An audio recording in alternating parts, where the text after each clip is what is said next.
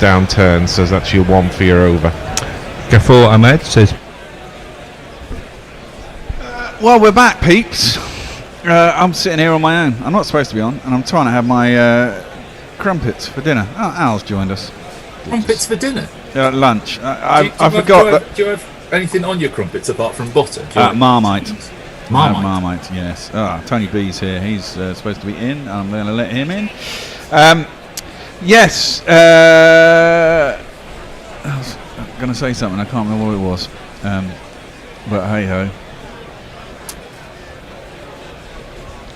Tone, you there? I am. Who's doing what? Well, I figured we'd just carry on, but start a session earlier. So it's supposed to be you, Alan Nestlers, but I don't know if Nestlers is coming on. Who's doing what? I shall tell you. You are... Al's doing ball by ball, you're doing summarising, and Nestlers is supposed to be doing Twitter. Perfect. Afternoon, Tony. Hello, mate. How are you? I'm not too bad. Any advance on crumpets with Marmite? Well, you know, can't beat crumpets and Marmite, mate. We've got a change in the bowling. Well, a change in the bowling. We've got someone who hasn't bowled in the innings so far about to bowl. We have indeed. Number 19 in your scorecards, number 1 in your hearts. Chris Woakes will be... Let's give him a jingle.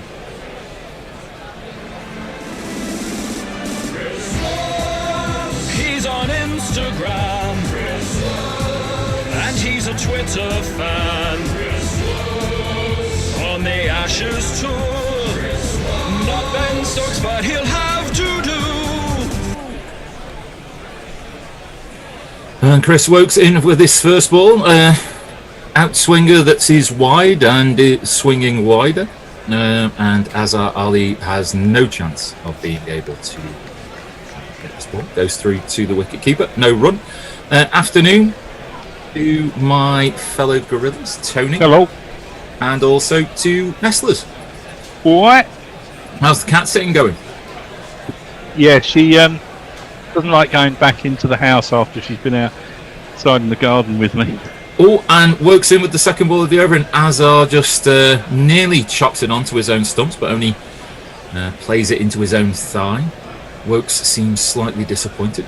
I did try and explain gorilla cricket to her, but she just looked at me and started licking her arse. So, to be honest, without the licking, the reaction of most people when they hear about gorilla cricket for the first time.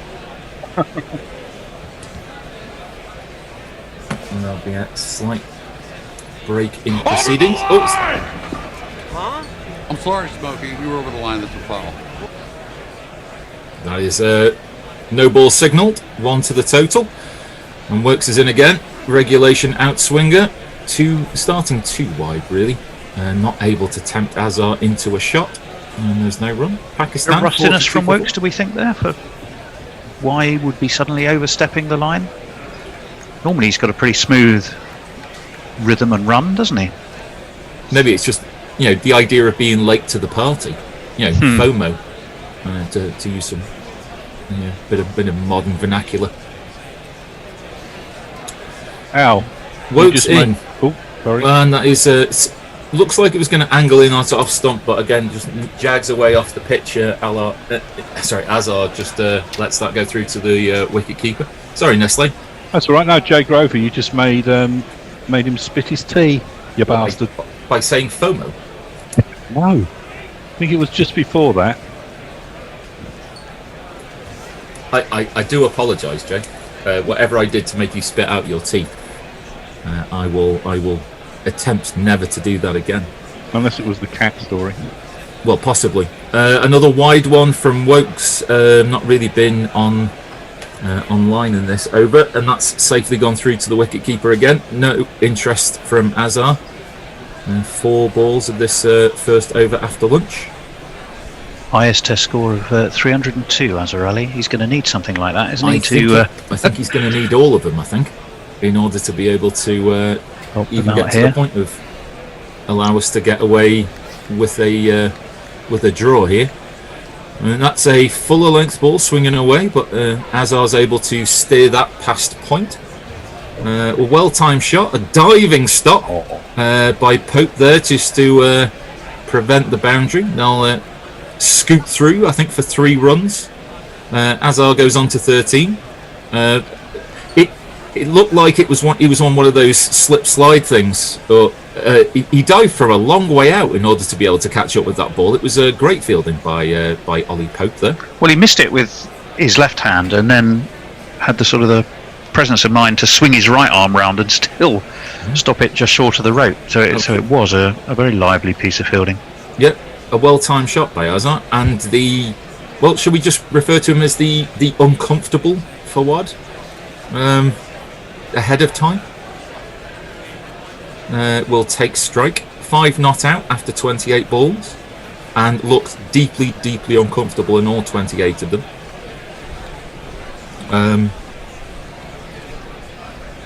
Whatever he's done in the period between test matches, well, before the last one anyway, seems to have found something that works for him, no matter how difficult it is to look at. He'll face the final ball of the over, and he lets that go through. Good length ball. Could have been tempted into a drive through the covers, but lets it go through to the keeper, and that's the end of the over. Have we had anyone rejoin us on the Twitter sphere apart from Jay Grover after lunch, Nestle? Indeed, Muttley has rejoined us with pictures of his new fish tank, which his mate gave him, and he's got some new friends, some lovely goldfish in there. Looks good. Is it just goldfish, or is it? I'm not an expert. I'm calling them goldfish. There's one that's got black fins, but they're quite. Oh, there's a black one as well. Goldfish. The bowler who'll be coming on to accompany Woakes in this first spell after lunch will be this man. He will break your helmet, break your heart, hotter than lava, cooler than Bogart, in your face, at your stumps, on your toes, on your mum. First ball from Archer's over is on Azhar's hip, and he clips that away, and it's able to run past short leg, and it's able to run for a boundary.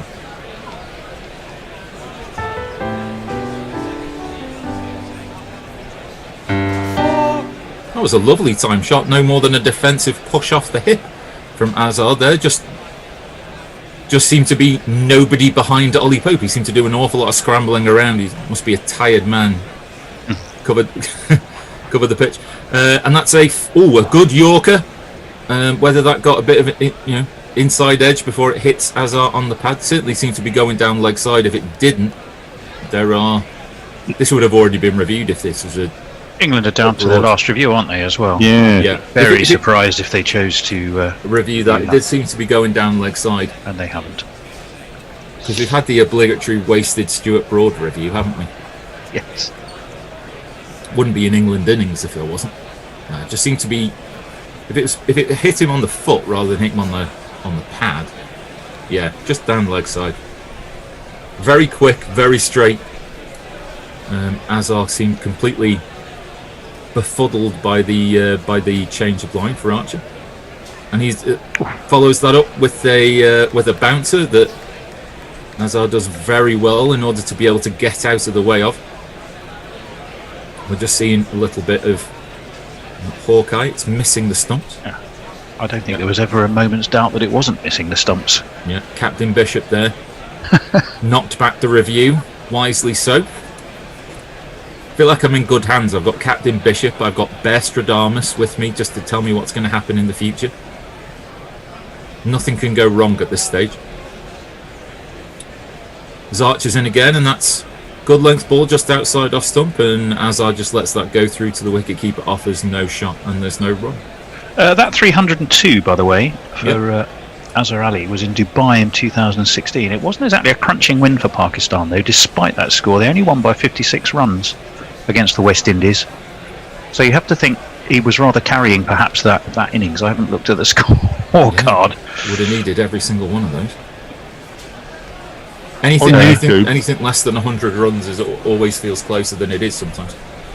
We've been followed on YouTube by Andrew Whale, who says, "Hello, everyone." Hello, Andrew. And Frementa Sahar says, "Ing." Meaning England. Indeed. Archer's fifth ball of this over is a full-length delivery that is outside the off stump and no shot offered, and there is no. Azhar 17, not out. Fawad 5. Pakistan 49 for 4, only trailing by a mere 534 runs. Jay Grover says, I know you come from the sophisticated lands of Lancaster, but in the primitive tribes of Yorkshire, spitting tea is considered a great honour. So there you go. I And, am honoured by that. Last ball of the over goes safely through to the keeper. There is no run. Sorry, Nestle, I was talking over you there for a sec. No, I was talking over you, commentating on a ball.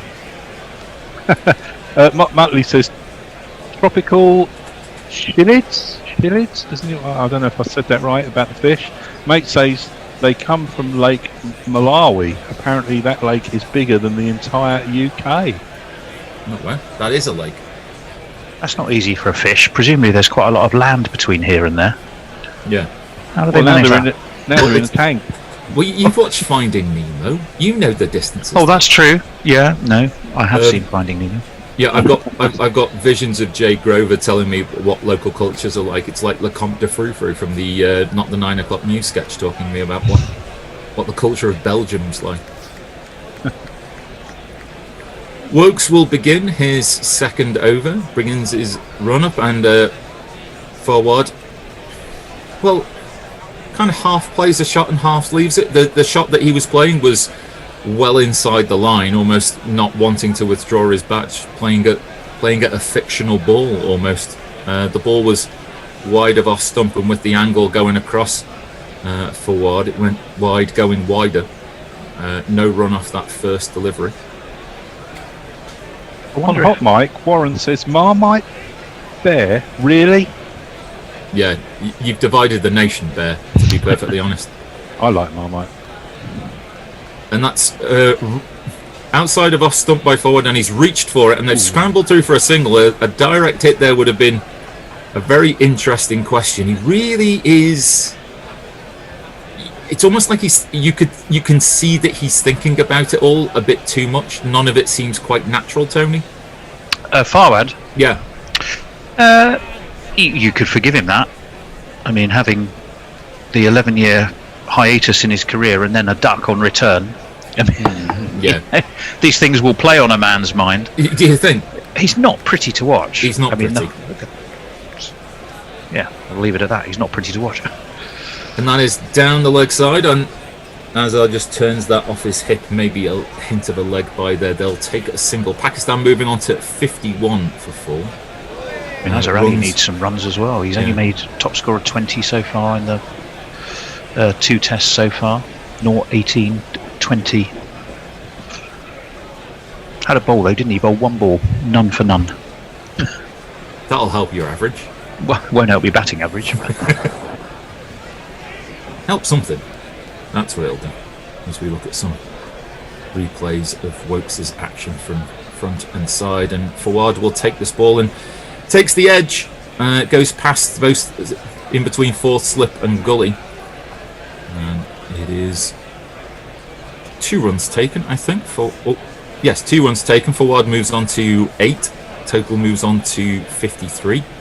It does seem that at any particular point, because even with that edge that was taken, he was pushing the bat in a sort of a second motion further and further away from his body. It all just seems, like we've said, doesn't seem a natural movement in there at all, from standing completely facing the batsman to being side on, and from there on out. It'd be fascinating to understand how he's come to that action, but he'll take the next ball, and it's another outside edge, almost a repeat of the ball, just dies in front of fourth slip. It's gone through the slip cordon, and will that reach the boundary? No, not quite, but a relay throwing going in, which then gets dropped by Dom Sibley. And Farwad will end up taking 3 for that and move on to 11. But again, seems to be completely bemused by anything that's going across his body. As we see Burns, it was, who threw himself over the boundary sponge. Broke the rope. Yeah. Oh, yeah. That will be 3, I think. Slow it down. Yeah, that'll be 3 runs. Hopefully, he'll put the rope back before they bowl again. Oh, it's like an old school sort of camping thing. That's going to do someone a mischief, that. Yeah, that's dangerous. Woakes' next ball in is again more on Azhar's hip, but he's unable to turn onto the leg side, and there's no run. Forward did come down the track a long way looking for a quick single, but there was absolutely no interest from Azhar Ali at all, as we see some pictures of Shane Warne struggling to deal with his brand new bits of hair. Well, I think they got rained on. Let's not dwell on that. Farong has tweeted in. Listening from Dakar, just finished some work, then a quick dash to the samosa shop, going on 6:30 here and a bit peckish. Also need some solids before the brandy. Samosas, is it samosas before brandy or samosas with brandy? I think before, by the sound of it. A little amuse-bouche before the serious business of drinking. Who doesn't love an amuse-bouche at any given point in time? Mark25 says, to keep the international flavour, I'm listening in Thailand where it's dry and humid. I'm from Southampton. The writer of the great Brian Jack's autobiography, The Mindset of a Champion, and got stuck here 25 years ago. Brian Jack's Superstars, The Dips, etc. Yes, Mark, we remember him. I remember Brian Jack's, yeah. Welcome. And sliding squat thrusts and all that stuff and all the gym tests. Archer around the wicket to Fawad, first ball of his over. That is, he's unable to, Fawad reaches forward but unable to encourage him into a shot, and there's no run. Scott Barry also ponders whether Zach Crawley will get a bowl today. Since he's having a great time in this match, it might be good for a cheeky wicket. Possibly. Does he bowl? At this particular point in time, it might not matter. If you have this moment in your life where everything you do turns to gold, then why not max it out? Archer in again around the wicket, and that is looks like that was going to move away, but just carried on with its line. And Fawad again playing a forward defensive shot to a ball that he didn't face. Half playing, half leaving. Seemed to be sort of playing down the wrong line almost, didn't he? Is it the two Ronnie sketch where they answer the question? The answer is to the question before. So whether it was that Fawad was playing to the ball that's about to happen rather than the one that he was actually facing. It was quick as well, 88 miles an hour from Jofra. It's so absolutely effortless. And that is wide and kind of hits a foot mark and moves away. I've been informed by Grubby. Yeah, Jody Scheckter used it was like oil in World Superstars in order to beat Brian Jacks, but Jacks took the technique and perfected it with a way that he was able to not use oil in order to be able to be almost unbeatable. Do you remember James Hunt in it? Yes. I remember Kevin Keegan falling off his bike. Absolutely. Oh, yeah. And that's Archer in again, and that is again a wide ball seaming away from Fawad, which means he doesn't have to worry about that too much. I remember Kevin Keegan falling off his bike. I remember... The thing that people don't know about James Hunt is that he played at Junior Wimbledon, so when they had the table tennis section of Superstars, he just hammered everybody. Did work James Hunt once? I remember Daley Thompson being lazy on it. Wow. A fella called Brian Budd from Canada used to play soccer. He used to be really good at it. And that is a ball that is hit forward in an unmentionable area. Welcome back. Cut him in half. Welcome back to Test cricket. Hope you enjoyed your 11 years away. No interest there from Fawad about the idea of any sort of quick single. Yes, that has hit him right about 6 inches or so below the belly button area for those of you who require further description. As Fawad hits an M over high C in the note of pain that was registered. Yeah. You okay? Yeah. I'm fine. And he will face the last ball of the over, and that is down leg side. Fawad tries to move it down the leg side, but doesn't get an edge on it. It's taken by Butler down the leg side. End of the over. Have we got any more? Jake Any Rover? more tweets? No, South Yorkshire is very much like Belgium. Ineffective, corrupt government sanctioned by neglect, naughty people. It is what it is. didn't know Belgium was like that. I didn't know Belgium. They didn't have a government in Belgium for a couple of years, didn't they? And nobody noticed. No. On YouTube, Mohammed Usama, disappointing thing about Pakistani batsmen from ages is that you don't need to do something extra special to get them out. Right, I know some of the bowling from Anderson would have got almost anybody out. I think wicket to wicket, they'll give you LBWs, regulation off stump channel, and a catching practice at slips. No, I think he's some not guys impressed. Woakes in for his third over of the spell, down leg side. Azhar Ali unable to make any contact of that. Butler takes the regulation take down the leg side, no run. No, I think as we were kind of alluding to just before lunch, there's something quite depressing about the idea of going out to bat already knowing that you're 580 odd runs behind and the like. Every even small error of judgment is magnified at that stage. So Woakes come in again, and that's a good Yorker length delivery. And as Azhar Ali struggling, all ends up just squirts the ball away to square leg. Not really aware too much of where that ball had gone. And Woakes just a fraction away from being able to take his first wicket of the innings. I thought Brian Jacks wrote Red Wall, says Jay Grover. Guerrilla cricket is truly a learning experience. Certainly is. He was a judo player, wasn't he, Brian Jacks? He was. Silver medalist in the Olympics. 1980, I think. David Vine, wasn't David Vine the presenter? That is a good ball on just outside off stump and left by Azhar Ali. Looked closer than it was, probably. Goes through to Woakes, and there's no run. Peter Lloyd tells us that Belgium again has no government and recently overtook their previous record. So, yeah, something to be said for it. Maybe we should just not bother. Can't be any worse, can it? Shall we mark that down as a time where you shouldn't have said that? As Woakes is in again, and that is on leg stump, and Azhar turns that off the hip, and it goes past square leg. But a rather wide fine leg will mop everything up. Zach Azhar moves on to 19. Bowls right arm off breaks. He has no wickets in first class cricket, but he has bowled 66 balls. Today might be the day. You never know. Flowery of He's the going to have to go a long way to attract Joe Root's attention, I think.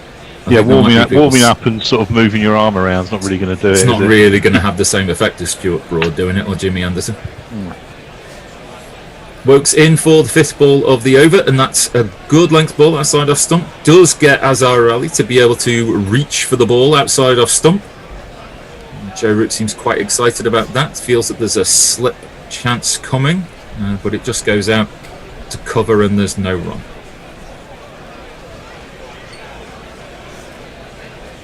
Aha. Indeed, I wonder what that noise was. It sounded like the noise of a crowd. I'd have to refamiliarise myself with what they are, crowds. Woakes in for the last ball of the over, and that is a attempted bouncer that Azhar just helps along down to Anderson at deep fine leg, or wide fine leg.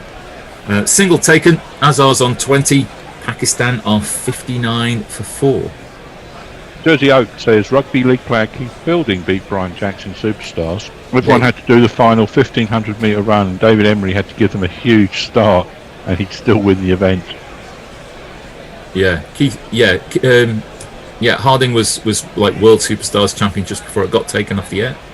There was an international Superstars as well as just a UK one, wasn't there? Yeah, there was like the American version ran for years. All the American footballers tended to kind of dominate in that. It was huge. It was a huge thing, wasn't it? At the time? Used to have this big obstacle course. I remember that's the first time I saw Skeets Nehemiah before I started watching American football in '83. Archer in over the wicket, and that is turned away by Azhar. Pope, I think, has half stopped that. If it was even half a chance, it would have been a very difficult half chance.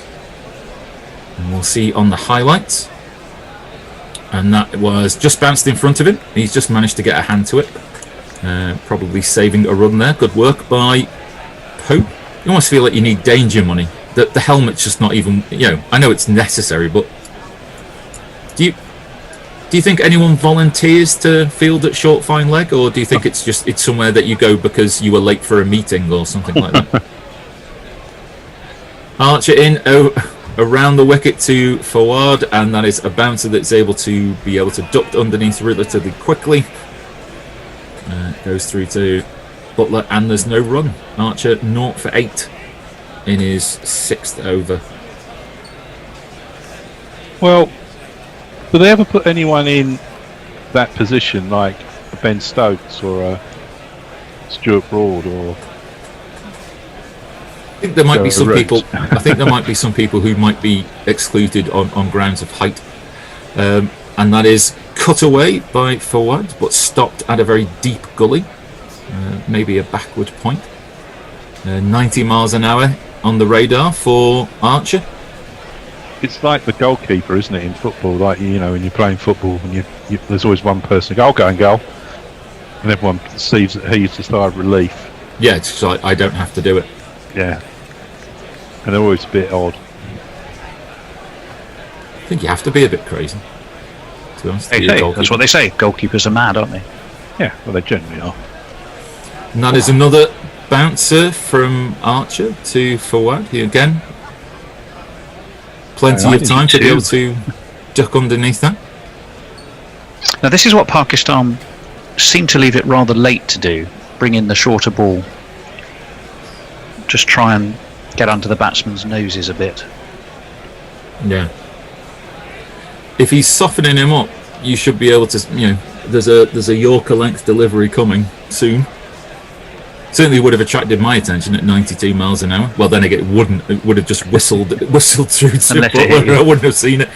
And that again has tucked him up for room, and he's just able to squirt that away off his hip. It beats Pope again, but he'll run away and do the fielding. And forward, quite in almost a sense of relief, takes a single and has no interest in taking a second.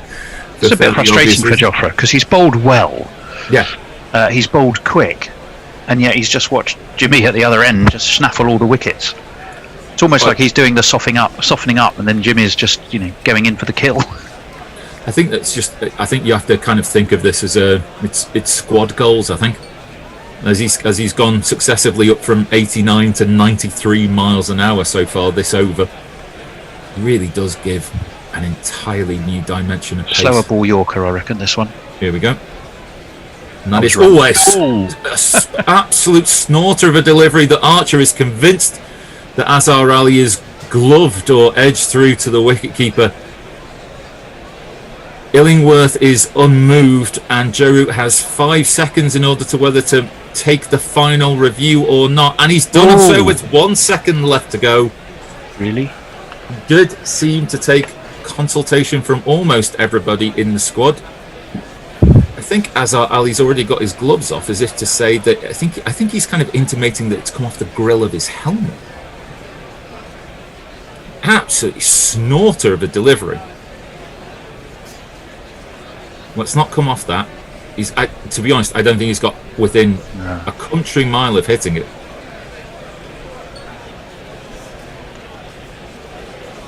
Got him. Are you sure? It's him on shoulder. It's hit him on shoulder. I think it's more shoulder than glove there. Well, yeah, it's certainly. Snicko is unmoved as it goes past the hands, and then you can see a faint edge on there as it hits the shoulder. So, I think that might be England's final review. Down the drain. Yep. Down the drain. And the look of, you know, mild irritation from Jofra Archer is it's an absolute snorter of a delivery, really is. Azhar Ali might be in the form of his life and still not get within anywhere of trying to be able to get an edge on that. You would have to be playing so well to edge that. What a delivery that is. Absolutely terrifying. You wouldn't want to face too many of those on Sundays, would you, Tony? No, thank you very much. yeah. That's the type of one where you turn around and go, you would enter, even though it did hit the bat, you just walk. It's like, you can keep the other 5 balls of the over. It's not going to do me very much, to be honest. Now, Mark G25 has sent a picture of him and Brian Blessed Jax and Brian Blessed with the book. And Brian Jax is with Brian Blessed, and he's got a copy of the book of the Mark G's book. We've got a change in the bowling. England are going to turn to spin. And let's see if this... not Zach Crawley. If the pitch isn't good for pace, get this lad on his bowling's ace. But if you need someone who bats, you should just save Dom Best for last. I feel like I should get a lighter and a candle every time. Every time Am I I right hear in that saying, jingle. by the way, T is 3:55 today? Did I read that correctly? I'm not entirely sure. Could be. Best will be around the wicket, and that is right on the money straight away, trying to probe and get forward to push forward, which he does. He pushes to a short cover, and there's no run. Now, Mark tells us would have put money on the Keegan and the bike race getting a mention, but he did get up and go around again and won. He did. I'll break off. As Best comes in again, and that is again wide of off stump, encouraging forward to push forward. He does. Forward, I think, is going to have problems with the rough here that's in play. Jack's won an Olympic bronze at 72 Munich Games. As Best comes in for the third ball of his over, and that is short and able to be cut away by forward, but it reaches a deep lying point, and that is no run. And the games that was known for other things. Dip, Yes. squats, judo, and the fabulous David Vine and Ron Pickering, he says. Absolutely. That was superstars. Simpler times. That is more angled in towards the stumps, maybe a quicker delivery there from Best, and it's just dropped onto the pitch, and it's a short leg who will do the fielding. No run. Jay Grover says, just Google Brian Jax. Reckon I could have him. Don't know Good. about that. Good luck, Jay Grover. I mean, you might do, because he's 60 odd years old now, maybe 70. Maybe more than that. It still looks a bit tasty though in that picture. Yeah. Best continuing around the wicket again. That's short of a length, and forward's able to cut that ball away, and this time he will beat the cover ring, and that will go away for one of these. 1, 2, 3,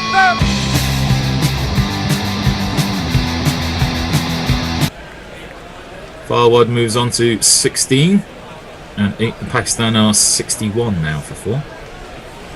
Decent enough cut shot. He's just dropped a couple a little short here in this first over. Best forgivable first over, but needs to pitch the ball considerably further up. Best in for the last ball of his over, and that is a quicker ball on middle and leg stump, which forward just defends to short leg, and that's the end of the over. Ralph the Wonderlama wonders, is wide fine leg the same as coarse leg? True enough, in the same way that we wondered whether long short leg was just leg. And I was absolutely put in my place. There isn't leg, screen. is there? No, there isn't. For fairly obvious reasons. Yeah. Did lead to Twitter discussions about whether there should be things like armpit and things like that as other fielding positions. Yeah. I know my place now. Yeah, you've been told, all right? Yes, I have. Be quiet. I sat in the back and I thought about what I did and what I said, and I promised that I would never do it again. It's only as a result of that I'm on right now, to be honest. Archer in over the wicket, and that is wrapped onto the pads of Azhar Ali, but going down the leg side, and there's a strangled, frustrated appeal from Jofra Archer, which no one in the rest of the team deems to be involved in. Now, I said yesterday, Archer to me this summer was bowled brilliantly, and could have walked away with an absolute hatful of wickets if luck was on his side. And I think he's done it again in the last few overs, hasn't he? No, I think you're spot on. Just a millimetre here, there, and everywhere, he would have had a hatful. Yeah, slightly wider of the crease, just back of a length. Azhar Ali tries to push the ball off the back foot through the covers, but it's fielded by a short extra cover and there's no run. And yet there's still some quarters that criticise him. I think there are going to be some quarters that will criticise him for various reasons, some of them wholesome, some of them offensive, for as long as he is a test playing cricketer. Quite possibly. Quite possibly. Wish it weren't so. Silly people. Absolutely. And that is a short length short bouncer that's too good for Azhar Ali, but also unfortunately too good for Josh Butler as well, and they'll run through for a bye. It did seem to went over Azhar Ali's shoulder, and Archer tried to go at it with his dominant hand, his wrong hand, as he's going down the leg side. And it's I think you could level that one against the Joss Butler wicket-keeping shortcomings. That was well away from him, wasn't it? Certainly was. Went at it the same way kind of Jordan Pickford goes after balls in Everton's goal.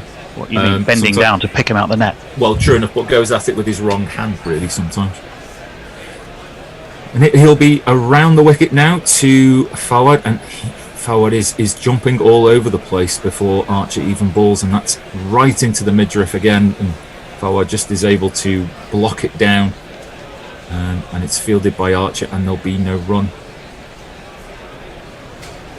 I was about to commentate on a replay. I was watching that live. Always said show. Can you just have a little R in the corner like the BBC? Well, no, but what you find there isn't. You won't have the captions along the bottom. And that's a bouncer by Archer, which it doesn't even attempt to try and pull or hook, just ducks underneath the ball. It goes safely through to Butler, and there's no run. Forward does seem to be. I mean, this pace is genuinely worrying for anyone, but it does seem to be too much for the returning forward.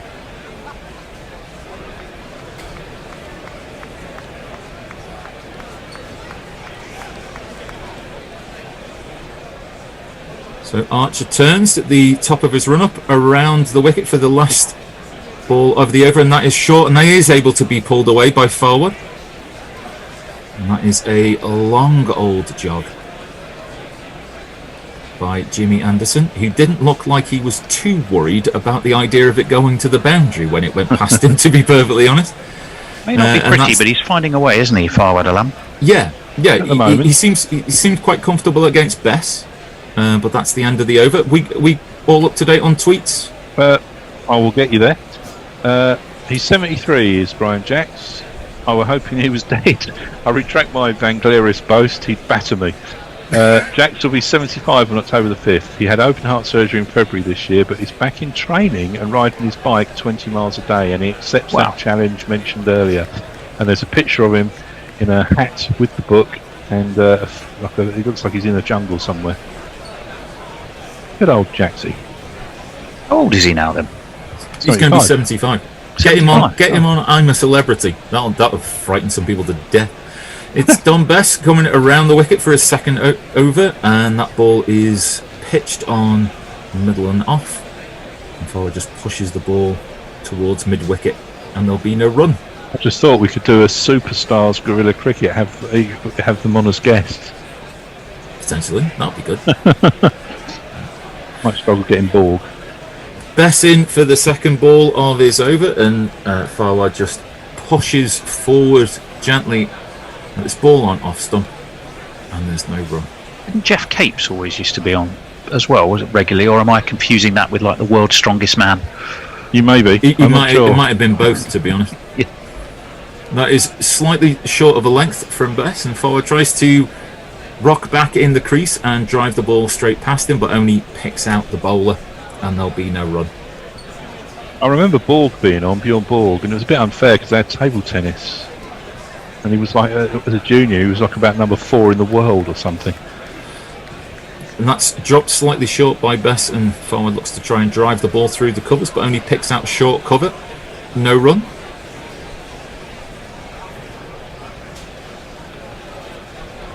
And there was a problem with James Hunt because of the weightlifting. He had round shoulders and he couldn't snatch his arms straight. Could lift him to his mouth there with a pint. As that is again slightly short of a length. Forward looks to try and cut the ball square, but again only picks out point, and there is no run. Ended up collecting budgerigars, James Hunt. Tragic end. It was very, very, Very tragic. tragic. When I worked with him, he was doing a photo shoot, turned up in completely the wrong clothes. Last ball of the over for Bess, and that is a full-length delivery, but drifting onto forward's legs, and he's able to push that ball through to mid-wicket. Fielder's unable to prevent the single from taking place. Pakistan goes on to 70 for 4, and forward is now 20 not out. James Hunt, he then chased me for weeks on end because he wanted out of the photo shoot, apart from his fee, a free garden shed. Oh, well, you know. So, which we did get him, I might point out. Maybe somewhere to keep his budgerigars, I don't know. Well, possibly. Are we Making doing a change? for a fee. We are. Is it the end of this over, I or shall should we leave have you. the change now? It's time. There It's are people time. waiting. There are people waiting, in which case we will take our leave, and we will leave you with our colleagues.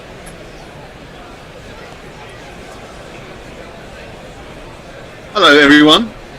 Hello. Hello. Hey. Amin. How are you? And hello, Faisal. How are you? I'm doing good. How about yourself? Very good, thank you. Very good. Now, I believe you're going to be doing the ball by ball for us for this next little portion. Is that good with you? I'm a couple of balls behind on my feet, so even I did yesterday. I stayed on the summarizer's chair. Is that okay with you? That's okay. Yeah. And India, would you like to do the ball by ball? Would you want me to? You go ahead because my feed's a bit slow as well. That's a problem. So. Okie dokie. All right. Well, it's going to be Chris Woakes. 70 for 4 is the score, and he's going to bowl to Fard Alam, who is at least showing some stickability out there. He's got 20 with that very unorthodox style of his. Captain Azhar has 21 at the other end. So what have you made of the day's play so far today, Faisal? Well, the start wasn't good.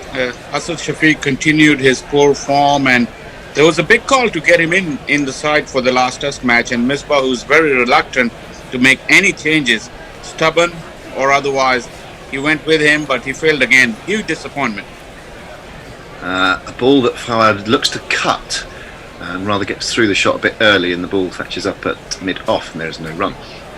But since Fawad is showing what he's made up of, I mean, all fight and grit, not pretty, but he has a method which he's used to get about 12,000 runs in first-class cricket, so he's at it again. Well, this is it. He averages something ridiculous like 56, I think, in first-class cricket. So it's not what it looks like. It's what you get, isn't it? At the end of the day, this is on his hip, and he tucks it down to backward long leg, and they come through for one more. He's now level with his captain. Both have 21. The score is 71 for 4. One of the selections that I was impressed with actually was because this must have been a big call to drop Sarfaraz and bring in Mohammad Rizwan. But Mohammad Rizwan looks to me like a terrific keeper. I think he's, that long innings that England had. It was only when England had gone past 500, I think, that any buys happened in the innings, and he just looks very neat. And standing up to Mohammad Abbas, for example, a very good keeper. Old-fashioned, good, fantastic gloveman, I think.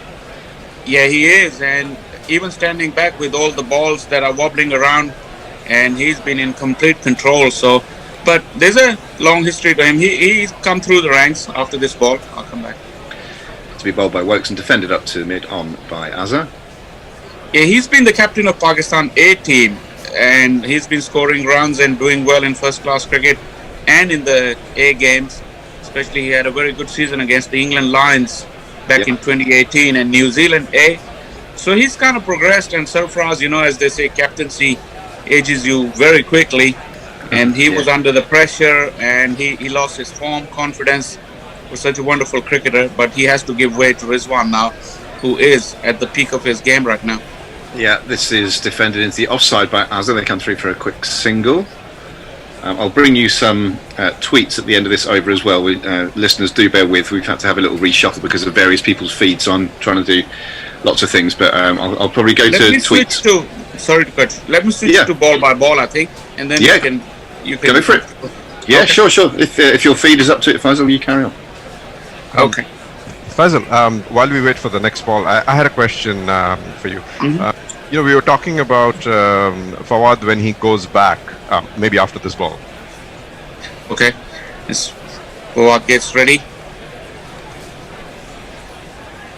Again, off the back foot, defending onto the onside. No run. Yes, go ahead. Yeah, so this movement that he makes with his leg from outside the leg to outside the off. I know he scores a lot of runs in first class cricket, but how much batting has he done against real fast bowling? So I'm talking about maybe 15 kilometers per hour more than what he's facing today. And how fast does that actually come back? Do you reckon that against real pace he'll have a problem? Well, in Pakistan, there's a myth in domestic cricket that Pakistan, the conditions are too batting friendly, but that's not really the case, especially last few years when they played in winter and up north. So, I mean, as all the experts would tell you, look at the position when he gets into, when the ball is released or at the point of impact. So, he's clearly found a way that suits him. As Best starts another over, Azhar Ali pushes on to the onside, goes to mid-on, no run. As you're right about the pace, but in Pakistan, generally pace is not an issue. We have a lot of fast bowlers in domestic cricket which regularly bowl around 140. So it's not an issue. It's just about the adjustment to the bigger stage as it would be as Azhar Ali pushes one onto the gap on the onside. Sweeper comes around and 1 run to the total. So it's just to raise the pressure is more intense and more scrutiny of his stance at this level rather than at domestic cricket where there's hardly anybody watching. So that's the game he has to lift, in my opinion. Right. And there was this other. Okay, let's go after this. His Best runs through his overs quite quickly. Yeah, he does. Fawad gets ready. It's down the leg side. It's Josh Butler fumbles down the leg side but prevents any buys. Yeah, he's not quite Ravi Jadeja, who gets through them in the blinking of an eye, but he does still rattle through his overs as spinners should. Yeah, it's not ideal for the bowler bowling at the other end who doesn't get much of a breather. True. It's Best once again. Fawad plays it defensively, quietly. Short leg comes around and picks it up. Another dot ball. You carry on with your point, guys. Yeah, we can do it after the over. Okay, all right. Yeah, I mean, as we've been discussing, Fawad has not looked pretty, but he's found a way and he's forged a partnership, the best partnership of the innings so far for Pakistan. After lost the wicket of Asad Shafiq earlier in the morning, as I said, a very disappointing end to his innings. As this one, Fawad off the back foot, looking to find that gap on the offside, but not able to do so. Another dot ball. And coming back to the woes of Asad Shafiq, also in this series, Misbah had a big call before this test match, whether he wants to keep him or give a chance to a youngster coming in and take his place in the middle order. But Misbah, who's very reluctant to make any sort of changes anyway, stuck with Asad Shafiq as Fawad defends quietly.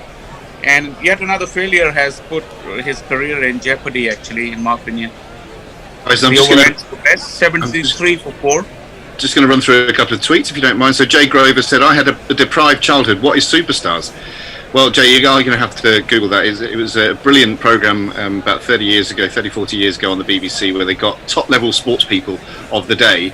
And it's hard to imagine this happening now, particularly with footballers. And they would come on and compete in a series of sporting challenges. And Brian Jacks, who was the judo player we were speaking about earlier, was fantastic at the gym stuff, particularly the dips where you're on the parallel bars like that. He was a world beater. He used to do about 140 in a minute and a half or something ridiculous.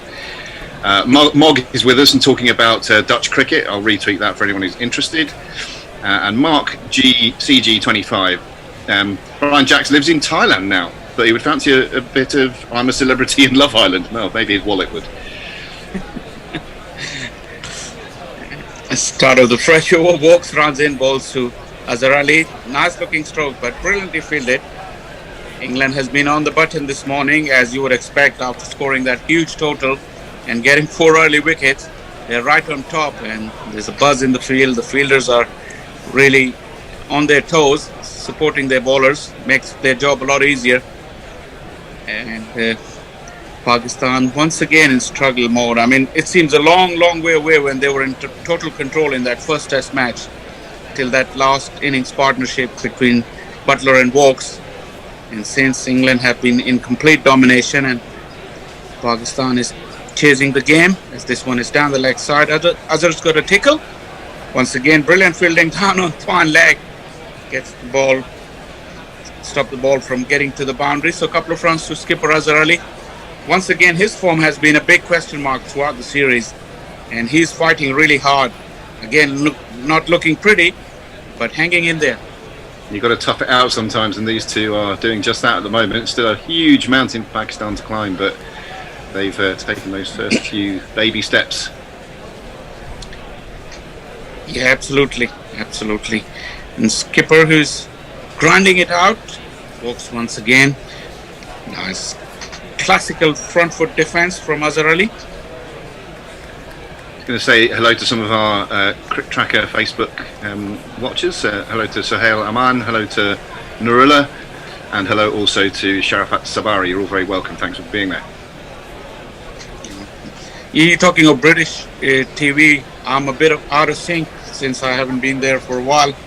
But you know, the one show that stand out for me, I don't know if you've done it, as Woakes runs in once again. Azhar Ali squared up, played it with soft hands onto the offside. My favorite show was The Weakest Link. I don't know if you've ever seen that. Oh yeah. Anne Robinson with her terrible walk. Oh yeah, the walk of shame. Yeah, good quiz show that. Nice and simple format. A little bit of cruelty involved, which she enjoyed particularly, didn't she, Anne Robinson? Yeah. Yeah, I did. Probably not the participants. But you needed someone like her though to do it. Yeah, she did it perfectly. Yeah. It's another one onto the pads. Azhar flicks it onto the onside. Clearly, Woakes is looking for that plan to get Azhar Ali hit him in front, because as we noticed throughout the series, Azhar Ali has that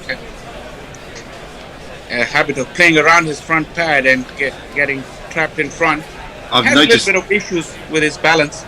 Yeah, no, I've noticed that about quite a few of the Pakistan batsmen, actually. I mean, Shan Masood plants his front foot, Azhar Ali plants his front foot, and then playing around it, and you're always going to be in trouble, I think, in English conditions if you continually do that. Now as Woakes runs in once again. This one is short. There's another area of concern for Azhar Ali. I mean, he had this problem in South Africa where he was found out with the short pitch bowling. England hasn't tried that because they haven't had to go to their plan B yet, because they have been very successful. As I was saying, saw that stat yesterday where in England he's been dismissed about 9 times, like before the wicket. So England have clearly worked him over, and as I said, the skipper is fighting, but it's an uphill situation for him. And his poor run of form has been quite long. It dates back to about a couple of years where his averages have been very modest. Faisal, I was asking you about Fawad and the fact that there's been some talk about the fact that he plays at number 5 only in first class cricket. We'll come to that. As Best starts another over, Fawad off the front foot. Once again looking for a single, as he's always done it throughout this inning. As soon as he plays, he taps and runs. Azhar Ali is sending back. Go ahead. Oh.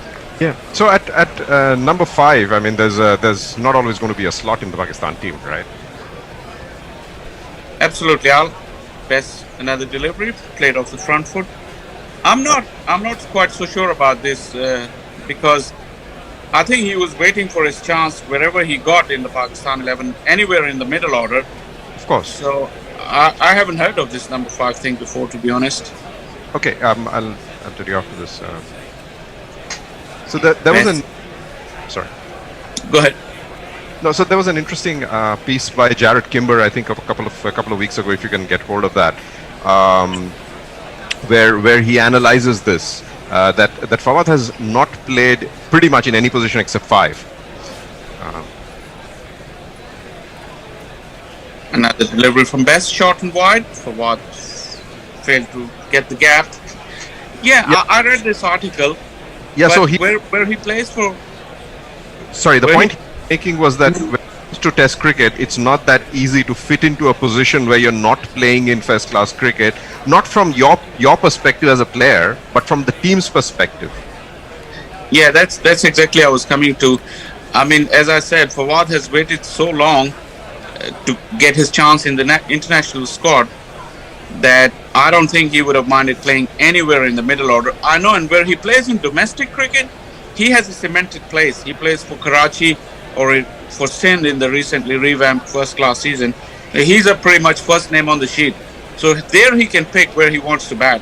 But when it comes to Pakistan, he would be just grateful to fit in anywhere between 4, 5 and 6. As it cuts this one back again, but straight to the fielder at backward point.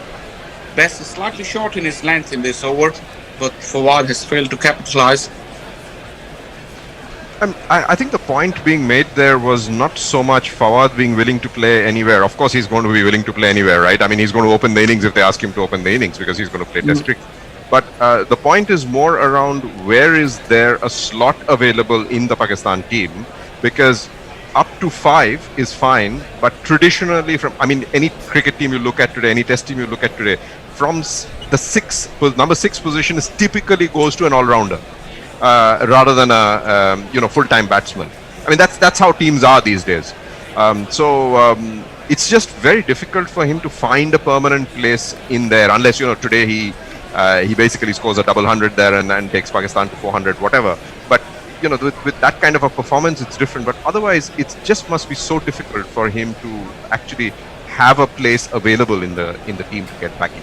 And I think there is a lot to be said for having specialists in each of those batting positions. And if I think back to some, the recent past in the England team, batsmen like Graham Thorpe and Kevin Peterson, who for my money were fantastic number 5s, and 5 was their best position. Of course, you can go up or down 1 or 2. But that's the other thing. I think you've got to be a little bit flexible. I was a big fan. I'm not with the crowd on this one, but I think Root could have batted at 3 for England and solved that problem, and we spent a long time trying to fill that gap, and it looks like, at least for now, we've solved that with Zach Crawley. But even then, some people are saying, well, Zach Crawley, maybe he can open now, and you go, no, he's just scored a double century batting at 3, let's leave him there. Absolutely.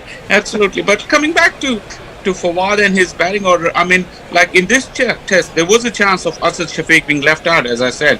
And Fawad would have batted at 5, because I think if Pakistan had gone for a rookie or a debutant in this test match, a middle order batsman, I would name Azhar Ali, he would have batted at 6, and Fawad would have moved into 5. So these things are in a settled batting, in a settled squad, in a settled 11. Yeah, it's hard to get in for anybody who's coming in. But with Pakistan's fragility in the batting and the way they've performed in this series, I mean, spaces open up pretty quickly. And Fawad could have fit in at 5. And the other thing with all-rounders, as I touched even yesterday as well, in Pakistan there's a serious lack of a quality all-rounder, a test quality all-rounder to fit in at number 6 and be able to bowl as well. So even in the domestic scene, we don't see anyone coming through. So that's a replay. The bear. I can see the bear in the green room. He was fooled by that one. So, I've got a question about that, Faisal, which I don't know if you know the answer to. But we were talking about Fahim Ashraf. He doesn't appear to be in this squad. What's the situation with him? Because he's a half decent all rounder. He has, but there's a question mark about his batting, because he hasn't progressed as much in his batting. Because he was given a chance in a couple of these inter-squad matches and he failed, and he fails even to get into the double figures. So the original idea was at the beginning of the series that Fahim can slot in at 6 and be able to fulfill the role of the 5th bowler, or Rizwan at 6 and Fahim at 7. But that didn't work out, and then they tried with Shadab, which worked. But because his bowling, he only got 11 overs in that game, and he got left out, although he looked half decent with the bat. He's a use. I mean, when he bowls in tandem with Yasir Shah, you look at it and the poles apart. One is an expert, one of the great spinners that we have playing the game at the moment, and Shadab, for all his effort and work, is kind of a part timer, right? So I think he's a bit harsh to be judged on that. But yeah, I mean, some of the bowling. I was saying to the other guys earlier on, the Pakistan attack in this game, particularly when Plan A doesn't work, that attack can look quite thin. You've got 2 under 20s in the seam attack. Mohammad Abbas, who is brilliant but can't carry it single-handedly. And if Plan A doesn't work, all of a sudden you're scrabbling around, and there were lots of overs bowled by part-timers in the middle section of that innings. Yeah, you summed it up really nicely by saying this as a defence. The beginning of the next over from Woakes. I mean, plan A is that's all they have. I mean, they're good, they're quality, they got all the tools, but they're young and inexperienced. So when they get behind in the game, they don't have a method to set up the batsman and get them out, like you said, plan B or C. It was clearly visible in that partnership in the first Test match, which resulted in the game going away from them, and even in that big partnership yesterday and on the first day as well. So plan A is all that they have at the moment. As Woakes runs in once again, Azhar Ali slightly off balance, but was able to play it to mid-on, relatively straight bat. Got a tweet here from Dave Wood who says the weakest link was no going for gold. Familiar with going for gold? It was the kind of a Euro quiz hosted by the Irishman Henry Kelly, who we once saw at a charity game that we were commentating on, bizarrely enough. He looked very old. Jeff Perkins. Coming? Say again, sorry? Wasn't there a quiz where you had like the likes of Ian Botham coming in? Oh, Question of Sport. Yeah, classic. Yeah, that's another classic, as Azhar lets this one go. Yeah, Question of Sport. Sue Barker, I always liked her. And her style was very, very, very unique and appealing. So that was a good show. And I know I've seen some of the episodes with Tuffers on it. Phil Tufnell. Yeah. I mean, he's hilarious. He is quite funny. Yeah, Sue Barker used to live on the same road in Paignton as a girl I went out with as a teenager. So there we are. There's a terrible. Oh, you did. There's a terrible claim to fame.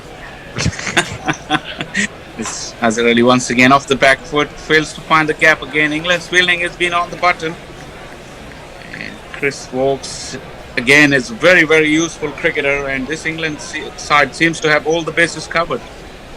Jeff Perkins and Mogga having a chat that I'm not going to get involved with. And Jay Grover says 15-1.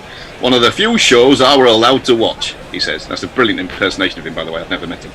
For some bizarre reason, I thought William G. Stewart was a Nazi. I probably got him confused with Norris McWhirter. Good stuff, Jay. Well done. Azhar lets next one go. Pretty close to the off stump, but pretty well judged. Azhar seems to be getting into his groove. I mean, I'm not struggling with his balance, but the more time he spends in the middle, it's going to get better. And a much needed knock from the skipper, because Pakistan is looking for some inspiration. And again, Azhar Ali has been under huge criticism for the way he's led in the field in the first Test match and even in this Test match. So probably it's his time to reply to all those critics with his bat. He's got a huge opportunity. Yes, plays and miss as I speak. Woakes once again. Brilliant line, brilliant length, and that ball is still moving.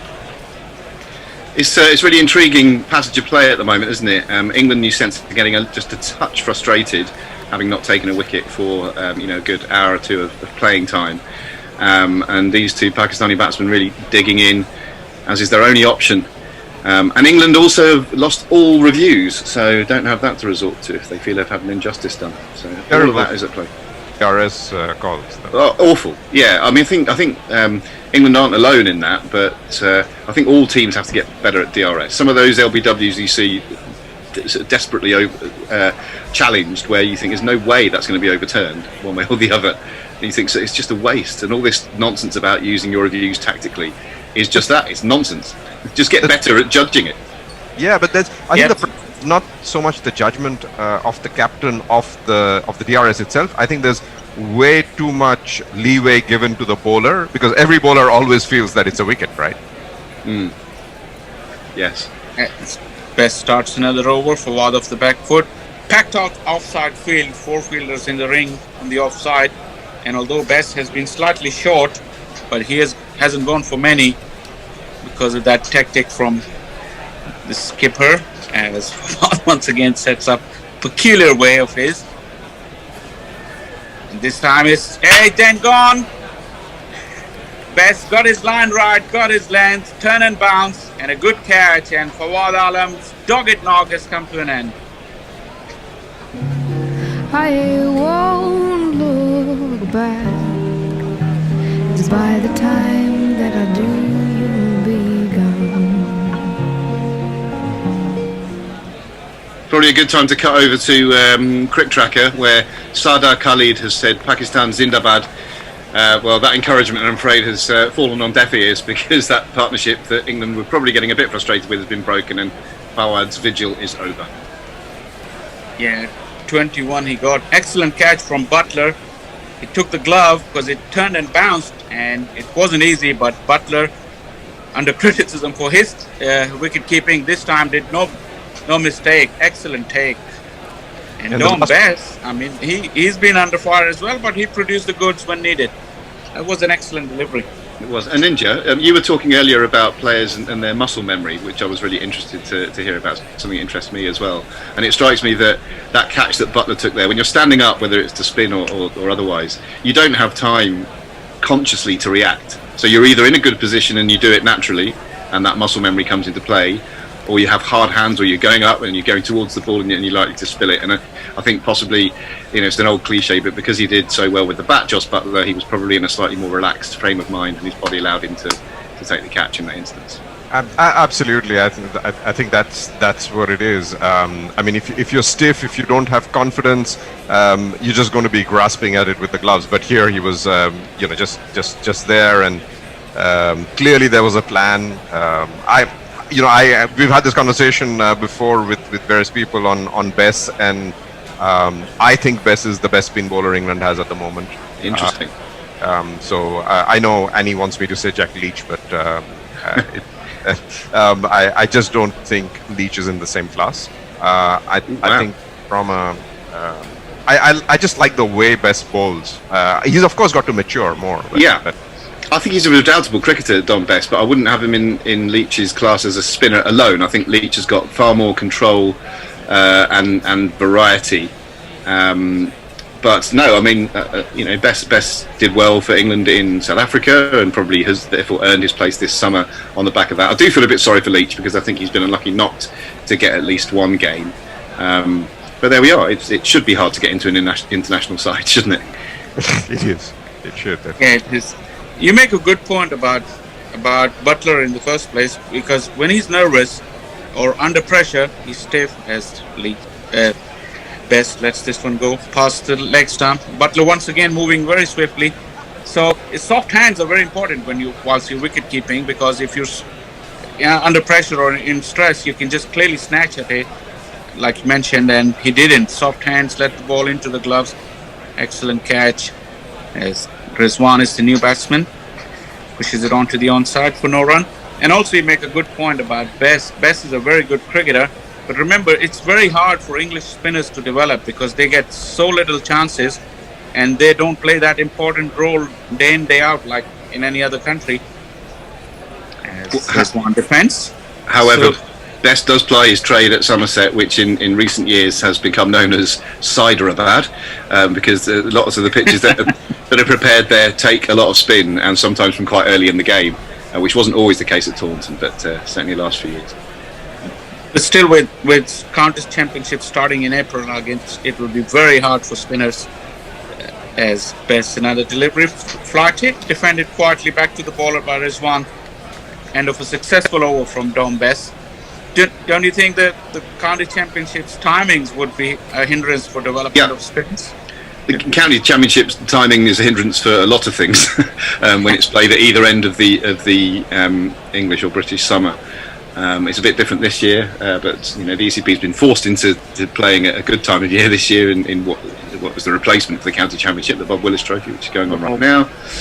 I'm just going to get through a couple of tweets as well. So Long Bob Jim Shanks has tweeted about Dr. Dan's latest sketch, saying one of your best, that, and I've retweeted that as well. Dr. Dan is prolific in his sketching. Jay Grover congratulates me on impersonating him accurately.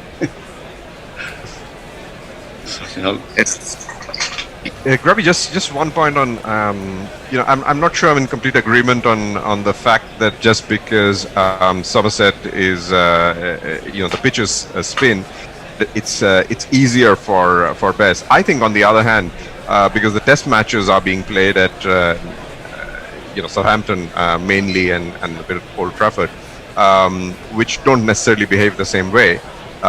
It's actually not that easy for him because you're used to a pitch which is spinning. Azhar Ali pushes this on to the onside. Another Woakes delivery. Dot ball. No run. Yeah, no, that's a fair point, Aninja. But if we're talking about the development of spinners in this country, then certainly Taunton would be one of the more conducive pitches to that around.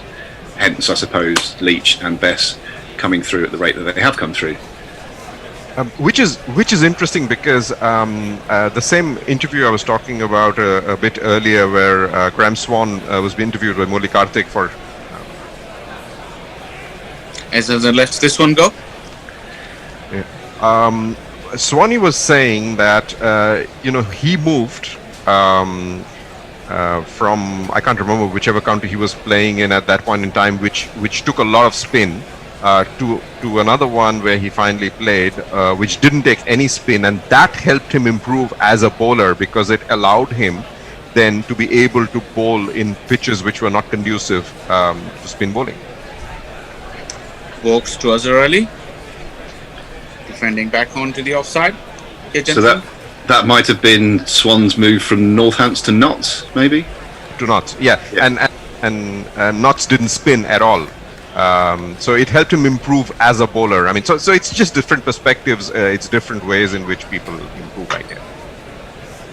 Yeah, I mean, it's like a lot of things about the game. You want to see balance. You want to see a good contest between bat and ball. You want there to be stuff in any given pitch for batsmen and bowlers.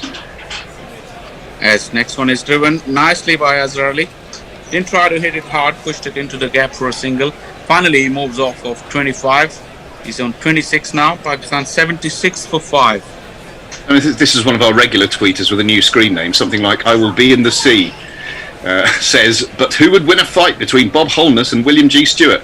I should point out that Bob Holness was the presenter of Blockbusters, another quiz for sort of A-level students, and William G. Stewart was the host of 15 to 1, and a very smug man. So I'd like to put my money on Bob Holness just because I didn't really like William G. There we are.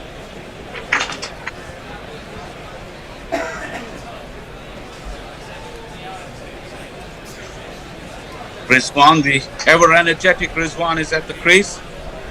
And once again, Pakistan would require a big contribution for him because he's been excellent with the gloves, as we said, but he's always been required as a batsman. And all that talk of Pakistan playing an extra bowler is now, look at the fragility of the batting lineup. I mean, it wouldn't have worked out if Rizwan was batting at 6 even.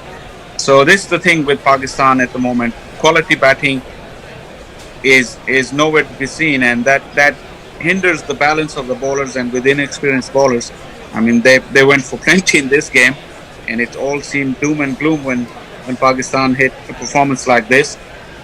But it's very hard to balance the act between finding the right balance at the test level when you don't have a quality all-rounder. And I guess England is blessed with that at the moment. And even with Stokes not playing, they didn't miss him in that game. In this game. Bess starts another over to Azhar Ali. Defends quietly back to the ball. Yeah, Ralph the Wonderlama has made the point, not for the first time, that Stuart Broad is really bad at DRS, and so we should ignore everything he says when it comes to that. Probably quite a good suggestion. Yes, Stuart Broad always thinks it's out, and he's not always looked at the ball either. As a defense quietly, and his kind of peculiar way of not even appealing when even for leg befores, and he just runs straight down the wicket celebrating. Such an irritating habit. Such an irritating habit. Not even an appeal. He just looks around at the umpire and like, what are you waiting? Running. Yeah, it looks. I mean, I know he doesn't do it on purpose to be disrespectful, but it looks really disrespectful. Yeah, I would not think that he does it on purpose. As Azhar looking to sweep on the onside, another dot ball. Bess has got into a good rhythm, and that wicket would lifted his confidence as well. As I said, you're always on the edge when an England spinner, because normally you're not required to do a lot, and all of a sudden you're under pressure to win the game. I mean, not in this match, but that's the case normally in a competitive match where Bess would be under a lot of pressure. So that's the life of an English spinner. As he gets another dot ball, Azhar Ali still fighting. I mean, coming back to that debate about the English spinners, I think Swan in recent times was an exception, and his partnership with Monty Panesar was match winning. Yeah. As a defense once again, another nice flight and loop from Dom Bess. He's getting into his work very nicely. Yeah, he's being allowed to settle into that nice rhythm you described, Faisal, as well. Excellent. Yeah, very good point. Very good point. Azhar Ali is very reluctant. He's just defending resolutely. As this one, he's looking to find the gap again, but field has been well set. And 2/3 of the way to deep mid wicket for a single. Rotates the strike and gets Rizwan back on. Look at Bess's figures now. He's 1 for 7, having bowled 6 overs, and he was hit for 4 in his first over. So he's only gone for 3 runs in his next 5 overs. And when we've seen Bess struggle, and often, to be fair, he's bowled tightly. He's got that wicket. He does occasionally chuck in the odd poor delivery, which releases that pressure. And I just sense that the Pakistani batsmen, although it's a precarious situation, need to look to be quite positive against him, and stick it back onto him really, because that's when you'll get him out of the attack. Yeah, that's the point I made. He bowled quite a few short deliveries earlier in his spell to Fawad, and he failed to capitalise. And eventually he got the one that turned for Fawad, so he lost his wicket. And same, Azhar Ali is just stuck, rooted to his crease, not looking to move around or just not to go for big sixes, but just to maneuver the gaps and keep the strike rotation going. So that way the bowler is constantly under pressure and changing his plans for different batsmen. But as you rightly said, he's been allowed to get into a groove, and now it'll be hard to get after. As we watch a bowling change now. Stuart Broad is coming on. He's wicketless. Anderson's got 4 wickets, so probably that'll be at the back of his mind, because I know they're good friends, but there's always that rivalry between the bowling couple. Broad runs in, bowls to Azhar Ali. Still looks to me that he's struggling with his balance, but as I said, he's soldiering on. What do you think about the Broad-Anderson combination as bowlers when you talk about the great bowling partnerships, gentlemen? Well, it's got to be right up there, but you made me smile a bit there when you mentioned good friends but also rivalry, because my mind goes straight to Wasim and Waqar, who haven't always been the best of friends, shall we say, but worked incredibly well in tandem.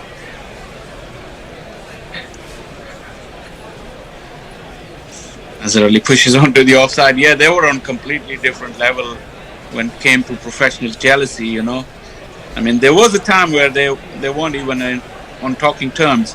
But as a result, I know listening to other former cricketers, that helped Pakistan team, because if Wasim gets 5, then Waqar is surely going to get 5 in the next innings, and vice versa.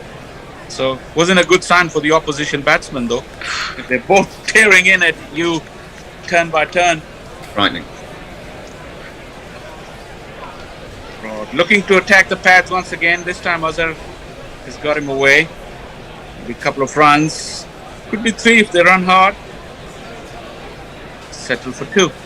Yeah, we were lucky enough to attend an event where Waqar was making an appearance, and I'm not going to tell the whole story again, just in case Bear throws a punch through the screen. But I did ask him the question. We were doing a semi-serious kind of press conference thing with Brian Lara was the other guest there. But I asked the question of Waqar. I said, which batsman's toes did you most enjoy crushing? And he just said, well, I'd have to be Graham Hick. and then he just said, he's not going to like that. It's brought to Azhar. Turn him around once again, but off the inside edge onto mid-on. Yeah, Graham Hick was... I mean, the West Indians got him on the bouncer and the Pakistanis got him on the yorker. Poor old Graham Hick. Yeah, and I suppose the other thing with Waqar is that for a time they'd have had that Warwickshire-Worcestershire rivalry, the sort of Midlands rivalry in county cricket, as well as the international confrontations that have had. But I think when Waqar played for Warwickshire, he was right at the end of his career, if I remember correctly. Yes. Broad once again as a turn square past the outside edge. Broad looks up in the heavens and Azhar Ali is smiling. Oh dear, it's a contest though, and you know that Azhar Ali is not in full control, but he's not giving up, which is good to see. Yeah, Waqar, when he played for Warwickshire, I think, was it 2003, 2002, 2003? Oh, was it? Okay. So, I'm trying to think, would Hick have given up by then? Or maybe he's right at the end of his career as well. Probably he played one season after Pakistan played the 2003 World Cup, and probably that would have been the season when he played for Warwickshire. As Azhar, as this one found the fielder once again. Quite a few good strokes from Azhar Ali, but not finding the gaps. Nice net shot that, wasn't it? Couple of tweets here for you. So Muttley wants to see a fight between Noel Edmonds and Bruce Forsyth. A bit harsh because one of them's dead. Liam Kelly says, listening from Melbourne, Australia at 11:20 p.m. It's felt so long since England have made a score this big on an England pitch. That's probably true. Armchair Cricket Podcast says, that's a real beauty from Best to get the stubborn alarm. Good catch from Butler too. Thank you for that, Armchair. And Farong is wanting me to say Rizwan in a Billy Connolly accent, which is a reference to something we did previously. Josie Oak reminds us that Bob Holness, the presenter of Blockbusters, played James Bond on the radio in 1955. It's a great piece of information there. And another excellent sketch from Dan Diper of Fawad Alam on the back foot, cutting it. Yeah, talking of Bruce Forsyth as Best starts another over. I always enjoyed his shows as well. The Strictly used to be quite a good show. Used to come on in winter where there was not a lot to do, so came on at the right time after work, I guess. TV shows that rely on there not being much else entertainment out there. Yeah, that's the way to go. Especially as Rizwan is defending. Best is bowling beautifully, actually. Yeah, because, when we're involved in cricket like this all the time, summer or winter, then that's why it's just the TV entertainment has to take a backseat after cricket, so. And not a lot of cricket in winter, so that was my kind of thing. But I enjoyed some of the shows as, once again, beautifully bowled by Bess. I think it went through everyone. You have to wait for the signal from the umpire. Excellent bowling once again. My screen is very short, so I have to rely on the replays to describe it further. No worries. So we've got a change at the end of this over. And Ninja, before you leave us temporarily, I'd just like to hear your summary of the last 40 minutes or so of play. Yep. Maybe I'll just do it after this. Yeah. Sure. Bess is getting some bounce as well. Turn and bounce. The third day. This one's once again turning from the middle stump. Go, Inja. Well, it looked like it was going to be a good, very good session for Pakistan until Best got Fawad. They were actually, I thought both of them were playing very well. After this ball from Bess. Okay. Rizwan sweeping, and they hit the fence as well. Excellent shot from Rizwan. Got down the wicket and swept Bess square of the wicket on the onside for 4 runs. First real attacking intent against Bess.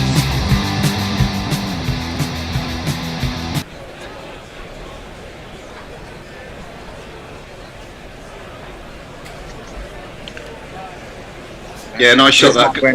Lovely. Got on top of it. Yeah, got low to, well, he's quite low to the ground anyway, isn't he? But he got even lower to the ground to play that shot. Just got and let it rip on the leg. Yeah, so I think the two of them were playing very, very well. Shot from Bess. Rizwan pulls it again and will get runs. May not go all the way.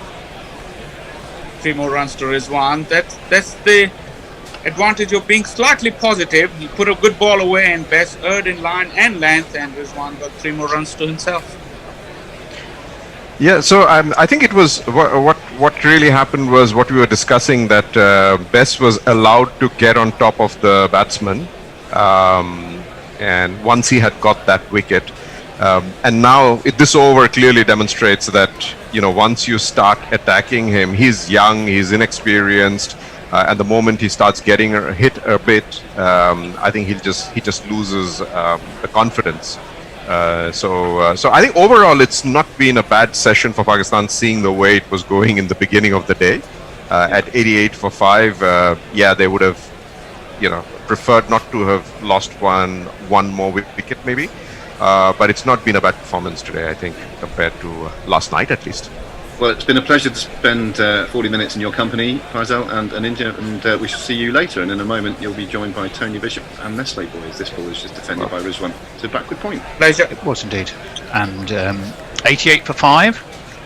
Don Bess has finally come to the party, having been rather sidelined in the last test, although obviously the weather contributed to that. I can see Nestle Boy sliding into his seat. Well, I'm quite excited. You're permanently glued to your seat. There is some exciting social media news in a moment, isn't there? Yeah. Indeed, as this one is in from Broad, and it's pushed away to point by Mohammed Rizwan. There's no run. Still trailing by 495 runs, of course. We have been tweeted by a superstar. We've been tweeted by Mr. Brian Jacks himself, who's up for an interview, Grubby. Well, I think you're the man for it.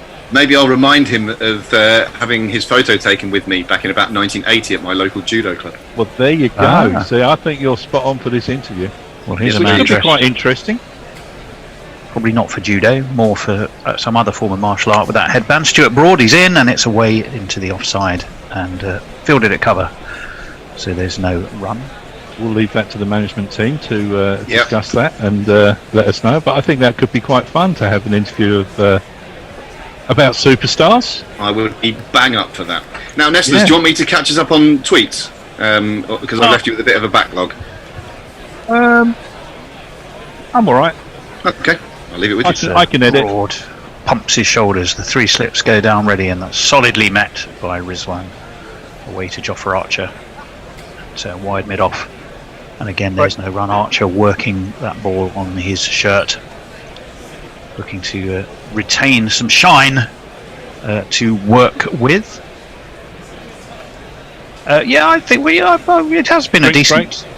Yeah, it's going to be a drinks break.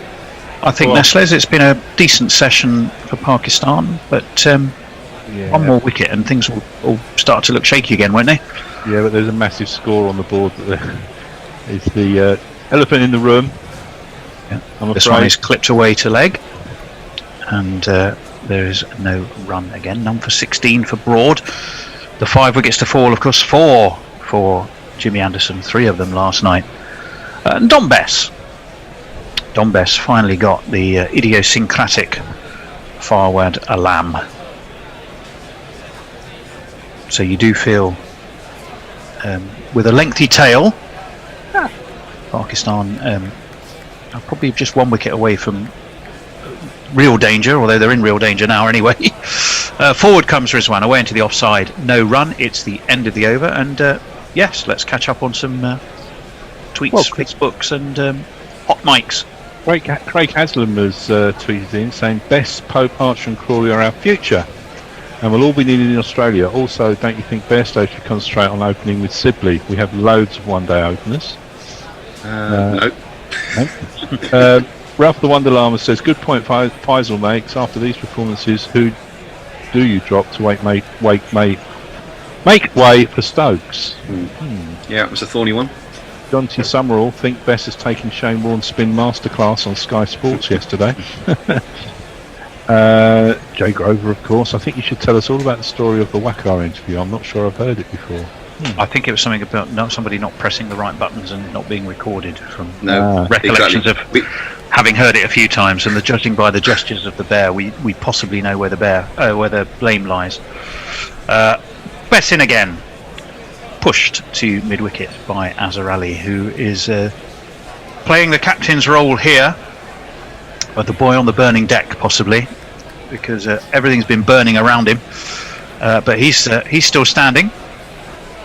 With apologies to Elton, and this one is swept, and that's going to go even on this slowish outfield all the way for 4 past square leg. I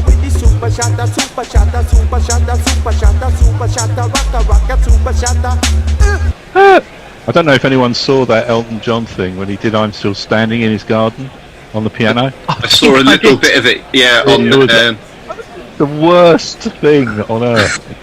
On Charlie Brooker's screen wipe, and Brooker just said, Elton John seems to have invented a whole new language that doesn't have any vowels or consonants. Was he doing his best to be like the nightclub singer? Or accidentally being like the nightclub singer? Tony, he looked strained. He looked strained. All right. Don Bess again. In he comes. And this is flicked wristily, but straight to mid-wicket again by Azhar Ali. He's on 33. His partner Mohammed Rizwan, the excellent, the estimable, the quite stupendously superb Mohammed Rizwan, who I've become quite a fan of in these 3 tests so far. But he's on 7, in comes Bess again. This one flicked again to mid-wicket. So it's all a bit rinse and repeat in this over from Bess. 1 for 18. He won't half feel better though, won't he, Grubby, about that one? Absolutely, and what a one it was as well. Pitched, turned, gripped, He's in to the again edge. and leans into the shot, does Azhar Ali. And it's to mid-wicket, and again there is no run. 92 for 5. Pakistan trailing by 491. That's a long way off. Bess in again, right arm over, cut through a point, and there is a fielder. Is that Jimmy Anderson? There's someone jogging after that, like they know they've got absolutely no chance of getting there, and it's 4 more.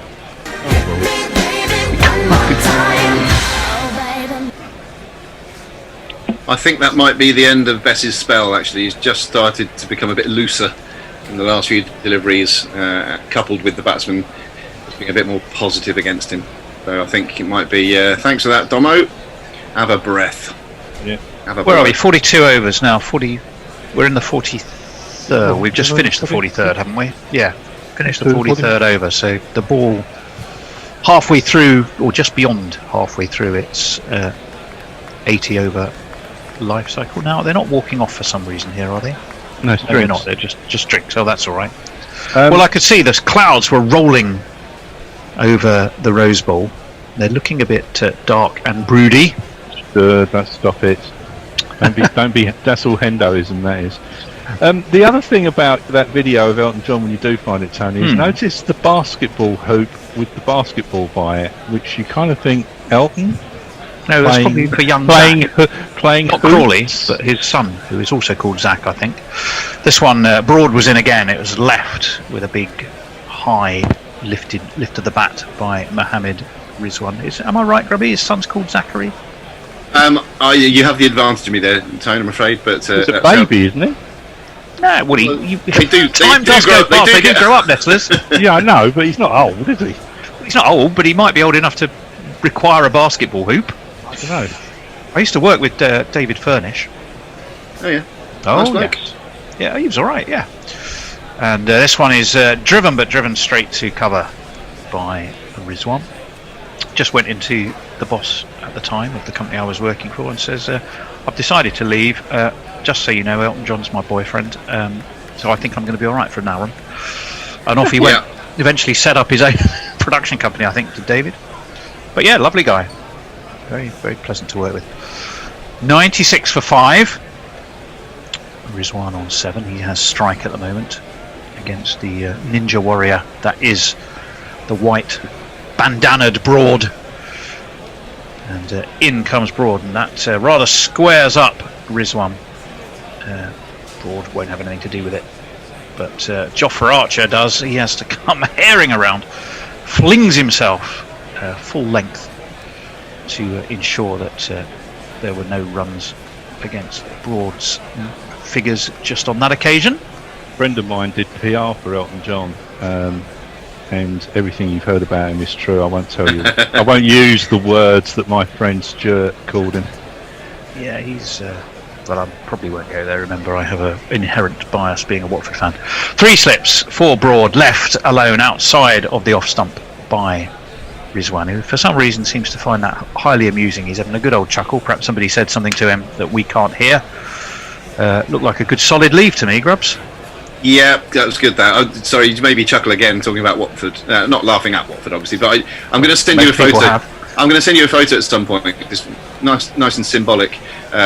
A faded 2016-17 Watford sticker on a condom machine in a pub toilet. Marvellous. It says a lot. In comes Broad, and he's fond of that high leave, is Mohammed Rizwan. Then takes himself off for a walk towards square leg. In fact, he's having a chat with the square leg umpire on the way. I don't know what they're talking about. It's one of the beauties of cricket at any level, really, is if you're in the field, just having a little chat with the square leg umpire. I like that. Yeah, I always used to do that. I was mainly found myself in the covers more than on the onside for some strange reason, being as I was such a gazelle-like quick fielder. Yes, I was. Broad in. This one swings in, and shouts No behind the reviews. stump, presumably for an inside edge, because either inside edge or pad. It's through to Josh Butler. There are no reviews remaining, as you rightly said, for England. And both Butler and Broad, who are down on their haunches, leap up as one now, finally. Look rather crestfallen. Do you think they were convinced there that they would have had their man if there was a review? Well, Broad probably is. I think he might have got a little inside tickle on this as it goes through. Oh, perhaps not, though, looking at that That's replay. as plum could be. Yeah. As That was back leg, smack, dab in front. Oh, dear. Well. You just know, though, don't you, when England waste all those reviews, or any team wastes the reviews, you just know that it's more likely than not that it's going to come back and bite. But Pitching outside, impact outside. impact hitting. just outside. Yeah, it was. So it wouldn't have been given. Shouldn't have been given. So there we are. Well, there you go. Well Correct done, decision. Richard Excellent. Illingworth. Excellent umpire. What do we know? He's going to put that decision right up there with the wicket of the Richards in his joint playing and umpiring career. Well, Richard Illingworth. Broad gave it the full Celebra throat appeal. Yeah. We have 3 slips. We have cover. We have a backward point, mid-off, mid-on. No man down at long leg. And we have the legend. That is James Anderson back into the impact. We'll pull him up. Now actually.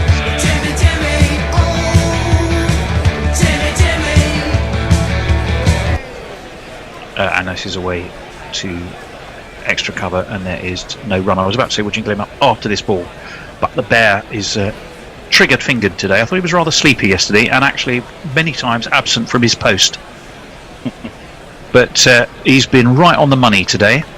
Yes. How many bear? Just the one. Okay. The bear's scratching post. The bear's scratching post. You're going to love the way they tickle. But That was like you, Balu, wasn't it? Oh yeah, good point. And here comes Jimmy again. Oh, driven through Jimmy Anderson, actually. I thought he managed to lay a hand on that. He hadn't. So he's going to rely on the very handsome form of Chris Woakes to run round from mid-off and field behind him. So it'll be a single for Azhar Ali. He moves on to 38. But yeah, like Rizwan still on 7. Sorry, Grubbs. No, I was just about to agree with you that I've also become a bit of a fan of Mohammad Rizwan. These last few Test matches, he looks very neat and very capable behind the sticks. Yeah, and chirpy enough to be as chirpy as a wicketkeeper should be without being just downright irritating, which I think is a great quality in a wicketkeeper. Jimmy Anderson again, full and clipped off leg by Rizwan. That is down to long leg, where the Ninja Warrior Stuart Broad does a fielding. Good throw, restricts him to a single. Little bit of anger in that throw from Broad. Is he still stewing on that appeal, do you think? I think he might be, although as we say, we're not sure it would have been given. 99 for 5, so Pakistan just edging towards one landmark that'll give them a little bit of comfort and succour as we head towards a belated tea. Just a reminder, I think it's 3:55 today, tea. That's right, yeah. Seems like a lifetime between lunch and tea. I haven't even had lunch yet. This one again is a bit leggy from Anderson, actually, although it gets a bit of a leading edge and bumbles its way to mid-off rather than the way into the onside. So 4 for 24 for Jimmy Anderson. He's got 2 balls left of his 12th over. Chris Woakes is using his 3 Lions cable knit jumper to affect some shine on the ball before he tosses it back to the legend that is Jimmy Anderson, now 3 wickets short of that 600. He is in, and it's well played by Rizwan away into the offside. No run. Still 99.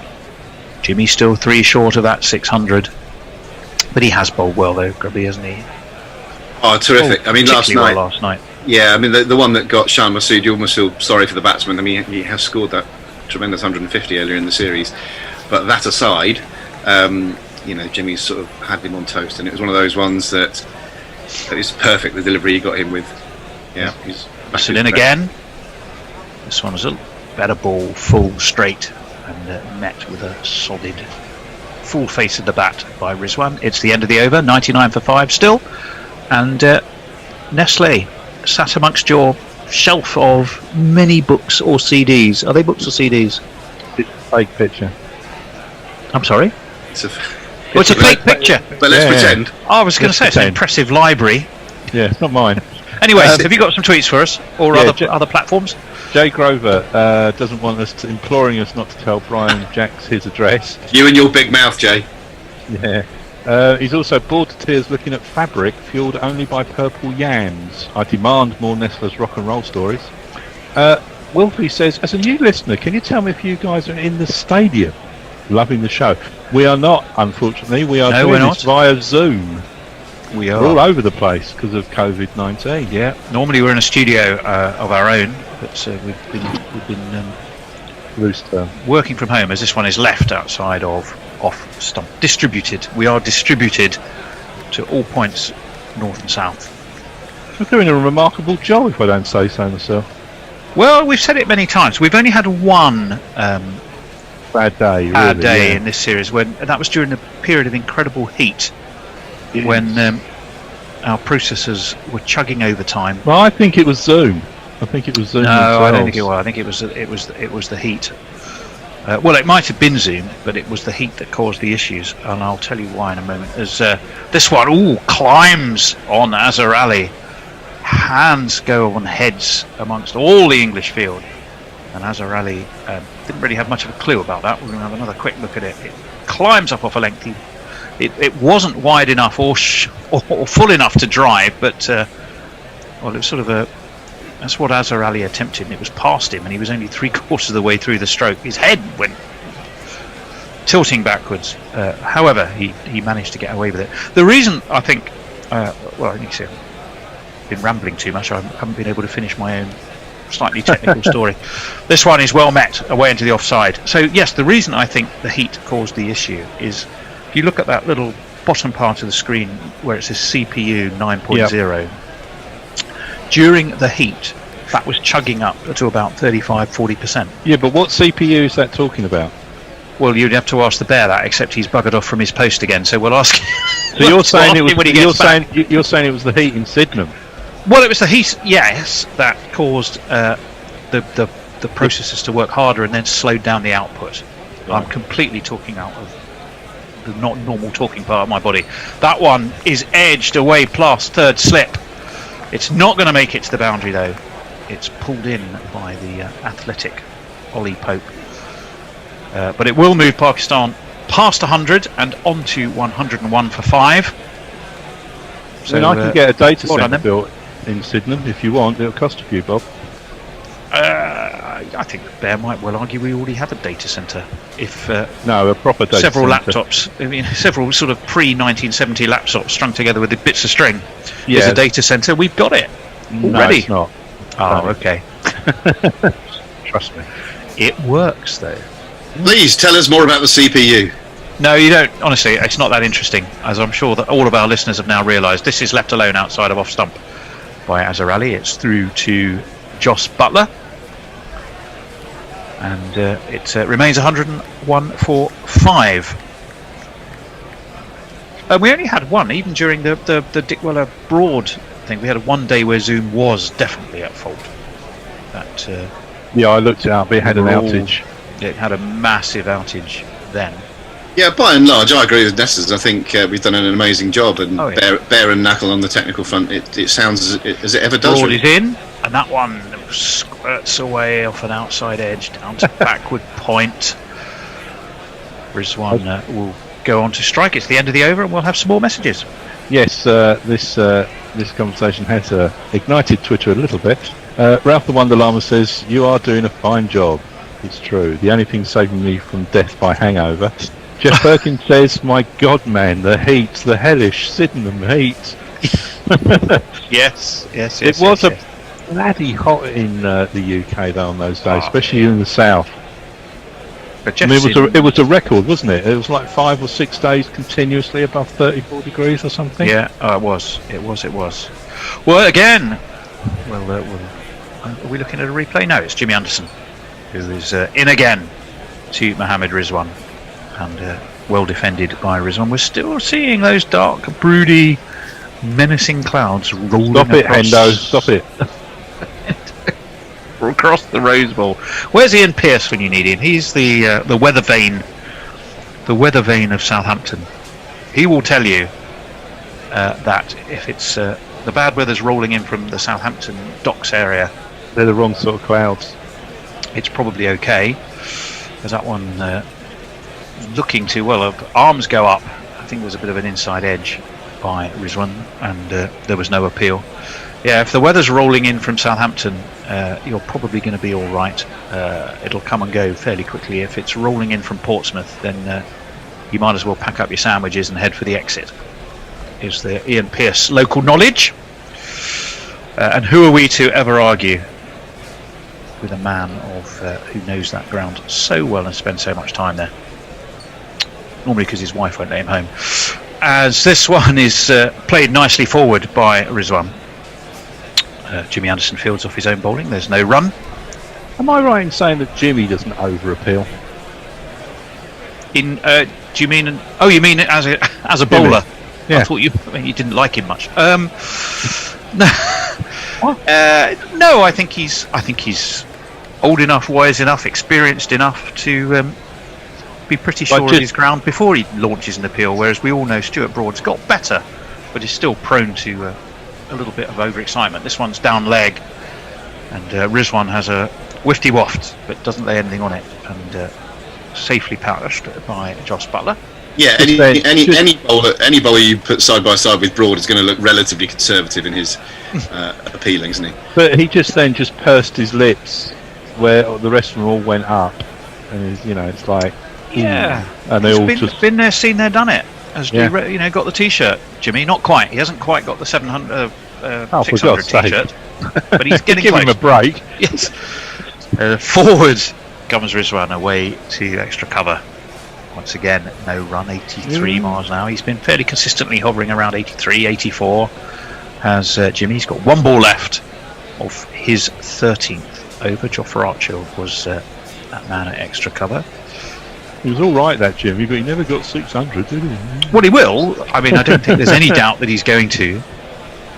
The question might be when, if he doesn't get them in this game, and of course that perplexes all of us rather sadly. In he comes. Oh, did that get an edge? No, again. Because Jimmy didn't appeal. Jimmy didn't appeal. I don't think it carried to the keeper. No, I don't think went through very low, so I think he might have got a little tickle on that, but it just didn't carry. Pat, a conciliatory, yes, for Jimmy. I know the word I was trying. Yes, got an edge, and it was just a fraction short of Joss Butler. Really, not by much. It was a legitimate edge. Down went Butler. Not sure he could have done much. You could argue perhaps he could have had his hands further forward, but I don't think anyone would hold that one against him. I mean, it didn't get above shin height, that one, at any stage. No, it didn't. I've got Ian Pearce news. Sorry, Nestlers. Yeah, go on. I've got Ian Pearce news. All right. Jay knows where he is. He says he's on a hill, all alone, with one beer. High on a hill with a lonely goat herd. And an ice cream. One beer. Okay, 101 for 5. Jofra Archer. We are going to see more Jofra. Bear, do we want to announce his arrival? He's having his monster munch. Break your heart, hotter than lava, cooler than Bogart, in your face, at your stumps, on your toes, on your mum.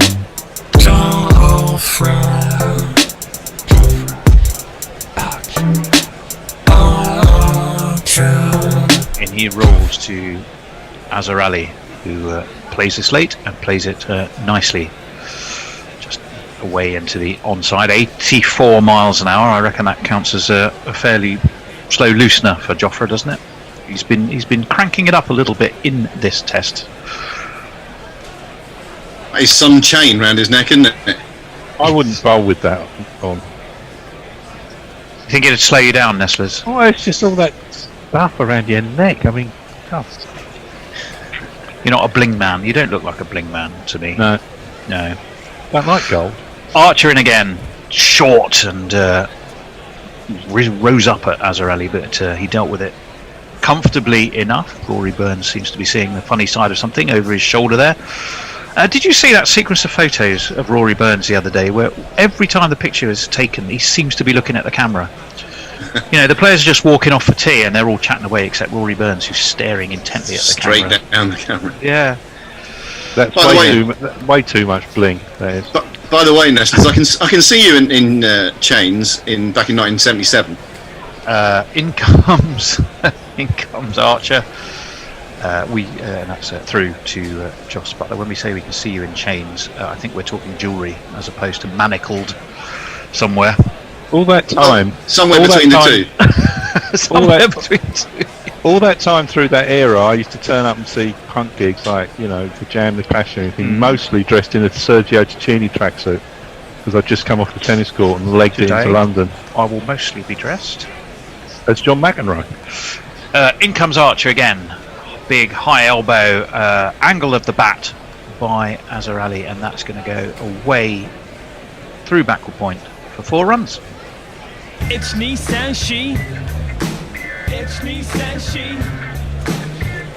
I was always into the music, not the fashion. Yeah, fair Me dues. too. I've never been a trendsetter fashion-wise. No, I never. The only time I was ever fashionable by mistake was during the grunge By era. Yeah, it was. It was during the grunge era. Yeah. Suddenly, people were wearing jeans and check shirts, and I'm like, I've done it. Finally, fantastic. Even a stopped clock is right twice a day. Exactly. Yes. By the way, point out that Azhar Ali with that last 4 has gone past 6,000 test runs. Good achievement. Oh, well, thank you for that. Fantastic. This one kept quite low, actually. And Azhar Ali lifts the bat and washes it through. Got a question about Azhar Ali from somebody called Nakul Pandey, who's joined us. Oh, good. He's waiting for it to stop raining in the Trinidad. Again, this one is wide of... oh, no, we're just watching a series of highlights. Yep. Is Azhar Ali playing well as battling hard? He's not looking the most fluent, Knuckle, but he is certainly doing the second half of what you said. He's battling hard. He's Gutsing trying, it. 44 of 130. Archer. Full. And bunted back to him by Azhar Ali, but with a good solid straight bat. It's the end of the over. We're going to have a drinks break, I think, fairly soon. That looks like Jack Leach and... Who's that with Jack Leach? Who's that bloody weirdo? That young Bracey. Pass. Jay Grover says, news just in, Essex man denies love of bling. Yes. Didn't Grubby sport a chain, says Jay as well? Well, it did remind me of, I used to go to junior squash morning in Newton Abbot of a Saturday, and one time, I think I might have just belatedly got into Never Mind the Bollocks, and I decided I'd wear this massive bike chain, padlock and all, with a around my padlock. neck. Yeah, and I was playing squash in it, and one of the what an idiot. One of the dads looked at me and went, "That's some chain." So that's why I said that about But talking of Never Mind the Bollocks, this is Anarchy in the UK t-shirt. Oh, get you. On the EMI label. Thanks. Famously sacked EMI. the day after they signed. Yeah, they did, and then recorded a number to EMI, commemorate their departure, as I recall. One of the greatest Only starts did it because of fame. to a song ever put to vinyl. EMI. I think, in my opinion, in my humble opinion. So do we think England are possibly a little frustrated? They want to finding these two a bit stubborn? When you've had a start like England got last night, you just think, oh, we're going to run through them. It'll be easy, but it's rarely that straightforward in Test cricket. So they've had to work for the wickets taken today. 2 of them have fallen today, one fairly early and then one half an hour ago or so. And in between, the opposition is allowed to play well, and that's what Pakistan have done as a collective middle order. They've dug in, and Azhar Ali leading the way. To go back to Knuckles' point, he's not looked fluent. He's not playing. He's not as free as you might have seen him in the Somerset a couple of years back, or at other points in his career. But he is doing what is required of him, and he's occupying the crease. And just by virtue of being there for a while, you do start to look a bit more comfortable. Talking of anarchy in the UK, there's a massive crowd today outside Buckingham Palace chanting paedophile against Prince Andrew. I've just seen on Twitter. Well, I hope they're wearing masks. No, of course not. Yes, well, let's probably move on from that particular subject. I didn't see the best dismissal of Fawad Alam. Did he get some turn? It did, yeah. From round the wicket, nice bit of fly. It pitched, gripped, turned, took the outside edge. Good catch from Butler. Classic right arm off spin dismissal of a left-hander in many ways. But really good piece of bowling. Deserved the wicket, got the wicket, because Fawad had shown some limpet-like qualities up to that point. So, More travel news. Craig Haslam is currently sitting on a balcony in Istanbul. The commentary's great. A bit worried about my estimated runs in the day. Will they score 150? That's a good question. I think they will now. I mean, we saw in the England innings that once the shine was off the ball, the pitch was not really holding too many demons. Now we're on day 3, of course, due to the combination of rain breaks and the pure length of time that England batted.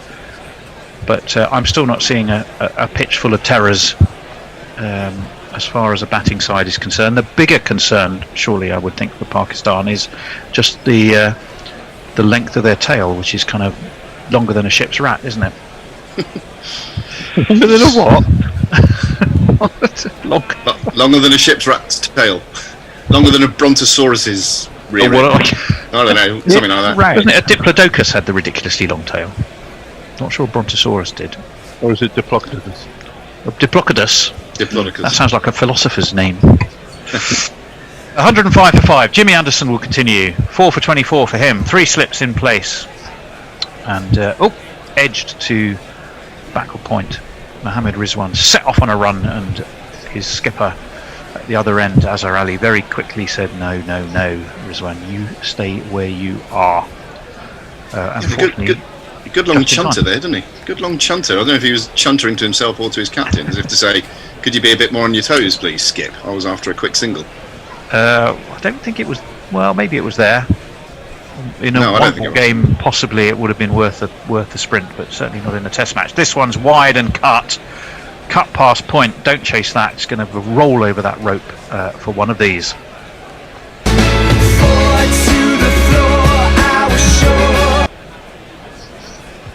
Offered the width, slightly short, slightly wide, and dealt with. Gully made a decent attempt at a diving stop, but it was a bit more sort of falling over like a sack of spuds more than it was an efficient goalkeeping dive. Jimmy runs his fingers through his hair in slow motion, almost like he was in a shampoo ad there. But nonetheless, take 2 bowls into it, shower. He still at the ripe old age of 38, continues to feel that every single run is a personal slight against him. This one is full on middle and leg, and Rizwan just dead bats it away. 109 for 5. 109 for 5. We are approaching, we're halfway through the 49th over. 474 runs still to be scored by Pakistan if they want to get close to that mountainous English total. As Anderson turns again from that hotel end to the bowl to Rizwan, who deals with that nicely. So way to back point. There's no run. Messi Jez has joined us. Messers. Don't tell me you've been asleep. I know lunch is over, but it looks as if Grubby has saved some at the bottom of his beard. Well, that's always the benefit of one of those long beards, isn't it? You never know what you're going to find several days later. And Jay Grover says, longer than a ship's rat. I'm writing that down. No, a tail longer than a ship's rat's is what I said. Yeah. Anderson in again, and full and driven straight to extra cover, and there's no run. 109 for 5. 4 for 28 for Jimmy. 3 to get for him. I think the whole cricket world would quite like it to happen in this game. I appreciate you'd have to he'd take 7 in an innings, which is no small feat. Would need the chance to do it again. But the uncertainty of when the next test match will be, as he's in, and that one was not particularly elegantly played by Rizwan, who seemed to sort of jump off his feet and had just about everything moving at the same time. Now someone is out there is playing with a football at their feet. Is that Jack Leach? I thought it had been banned. That is Jack Leach. I thought by the England management after Rory Burns got injured. Well, that's what I thought. But there is a football out there. It is just Jack Leach, who has got a pair of blue surgical gloves on. And there are one or two players kicking the ball. Mark Wood is there, who frankly could do himself a damage opening a door. He's that injury prone, couldn't he? Jumpers for goalposts, says Al Hodge. Isn't it? Who was that character? I'll tell you. Ron Manager. Ron Manager, yes. And that one was Azhar Archer was in and dropped to the feet of Azhar Ali. He was a combination of Alex Stock and somebody else who I can't remember. Alex Stock was certainly one. Well, it's a combination of a lot of people, I think. Yeah, but Alex Stock was definitely one of them. Who's Alex Stock? Used to be a Fulham manager many years ago. You can look him up. Nestlers. If you can find some video footage on him, you will see why Paul Whitehouse says, I'll wait for a second. This one's cut beautifully, powerfully, effectively through backward point for 4 runs. There's not one boy for me, I must have 2 or 3, I need 4. It's width though, isn't it? We saw it in the last over from Jimmy, and this time from Jofra, just offering that bit of width. And when you've been in as long as Azhar has, you're likely to cash in. Yeah, he opened his shoulders there and was quite grateful for that. So I think the moral of the story is ball at the stumps and try and avoid giving them the width.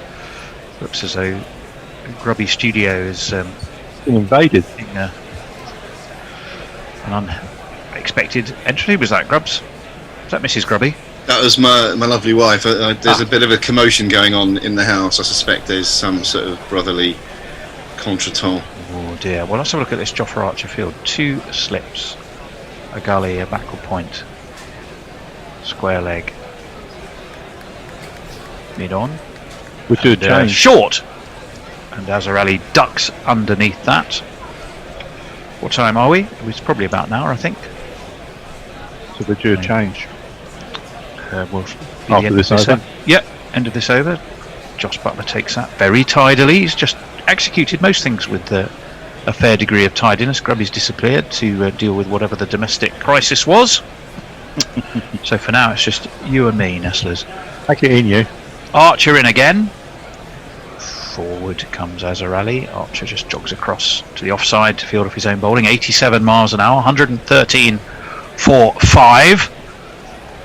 Just 2 balls left of Archer's 9th over. Still those clouds roll ominously over the sweeping vista of the Hilton Hotel. There's Azhar Archer. He's going to be in to Azhar Ali. Short again. I think Jofra's decided it's time for the old 1-2-3. There's the 2 short ones. What's the betting on the next one being a full Yorker? Yeah, wouldn't mind seeing that. No, I think we all would. Although it'd be, if we've all seen it, you'd expect that maybe Azhar Ali does too. So there might be the double bluff, and it won't be a full Yorker. We shall find out. What's Jofra going to do? He's going to make a complete Horlicks of the ball just being lobbed to him, and he missed it completely and dropped it, and he's had to go further back to go and pick it up. He's now flicking the ball wristily from Anton before starting his run. He's in now. It is Fuller, but it's on leg stump, and it's worked beautifully away past square leg. It will be pulled up short of the rope. Actually, I'm not sure it will. No, it won't. It's 4. Oh, and it was Don Bess, I think, who had to hurdle the boundary. Right, I think we're due a change, are we not? Well, by the way, yes, indeed. It's Azhar Ali's 32nd Test 50 in 81 matches. Well played him. He also has 1600, so fantastic effort. And yes, we are due a change. I think I'm leaving you for now. Yep, so I think I'm staying on. With Al. Sorry about that. Hey, Robbie. Oh, hello, Al. How are you? Long time no see. How are you doing? Really well. All the better for seeing you, obviously. Oh, God bless you. And is it supposed to be Faisal who's coming back as well? It is supposed to be, but he hasn't arrived yet. Okay. Do you want to do some ball by ball, Grubbs? Why not, indeed? Let's do that. I shall be at your right hand, sir. Oh, it's too kind. Mohammed Rizwan is on strike. 3 slips in place as Jimmy Anderson starts a new over. And it's driven with not much timing up to mid-off, and there is no run. It's 117 for 5, so some decent resistance from the Pakistan middle order. I'm quite pleased for Azhar Ali. Because you never like to see really good players struggle as he's been struggling, and he's played pretty resolutely. Al, He's played really well. I mean, the mental fortitude of turning round on and going, right, I'm going to dig in. It might not be pretty, but I'm going to dig in. Anderson again, just on the leg stump of Rizwan. I think it takes him on the hip, rolls out towards square leg, and they come through for a leg bye. Jay Grover wants to tell you that Ron Manager was based on Ron Atkinson. Yeah, I think there might have been. Alex Stock was mentioned. He was the old Fulham manager, I think, back in the day. I think there might be a bit of Jimmy Hill in there as well, don't you? Possibly. Jimmy Hill was marvellous. They've stopped that programme now, that sort of Sunday supplement type programme on Sky. Apparently just all the footballs can happen too quickly, apparently. Yeah, I don't mind. I think there's too many of that sort of programme on the box. Yeah. Personally, this is defended into the offside by Azhar Ali, who has recently gone past his 52 not out he is. And played very good. A sparkling pair of clean white gloves that he's sporting there. They must be new, fresh out of the pack. So clean, he was waving them to the... Yeah, I'm blinding myself wearing these things. I want more dirt on these things. Yeah. How dare you? Be arranged. We can grubby them up for you, no problem. Jimmy Anderson at the top of his run. 4 for 28 he has. The last wicket he took was fairly early in today's play, and the other 3 were last evening. This is defended just outside the off stump by Azhar. Again to that man who's stationed at a short cover point. Jay Grover also wants to ask the question, serious question, how is Archer bowling? As in, how's he doing, or I think so. Or why on earth is he bowling? I can't. No. I think it's. How's he bowling? How is he bowling? I think he's been a bit unlucky, to be honest. He has. There was that one that ripped past the gloves, wasn't there? That really took off from just shy of a length. That they had a look at on review, but it just clipped the shoulder. I think that was Azhar, was it? It's outside the off stump. This from Anderson and guided to backward points by Azhar Ali. Straight to the fielder though, so there's no run. Doesn't look like Faisal's going to make it. So. Say again, mate. Faisal's not going to make it. Yeah, okay. So I'm going to sit in. Well, you'll be the summariser, and Al, you're on social. Is that how we're doing it? Yes. Yeah. All right, let's do that. So 1 ball left of this, the 51st over of the Pakistan innings. It's 118 for 5.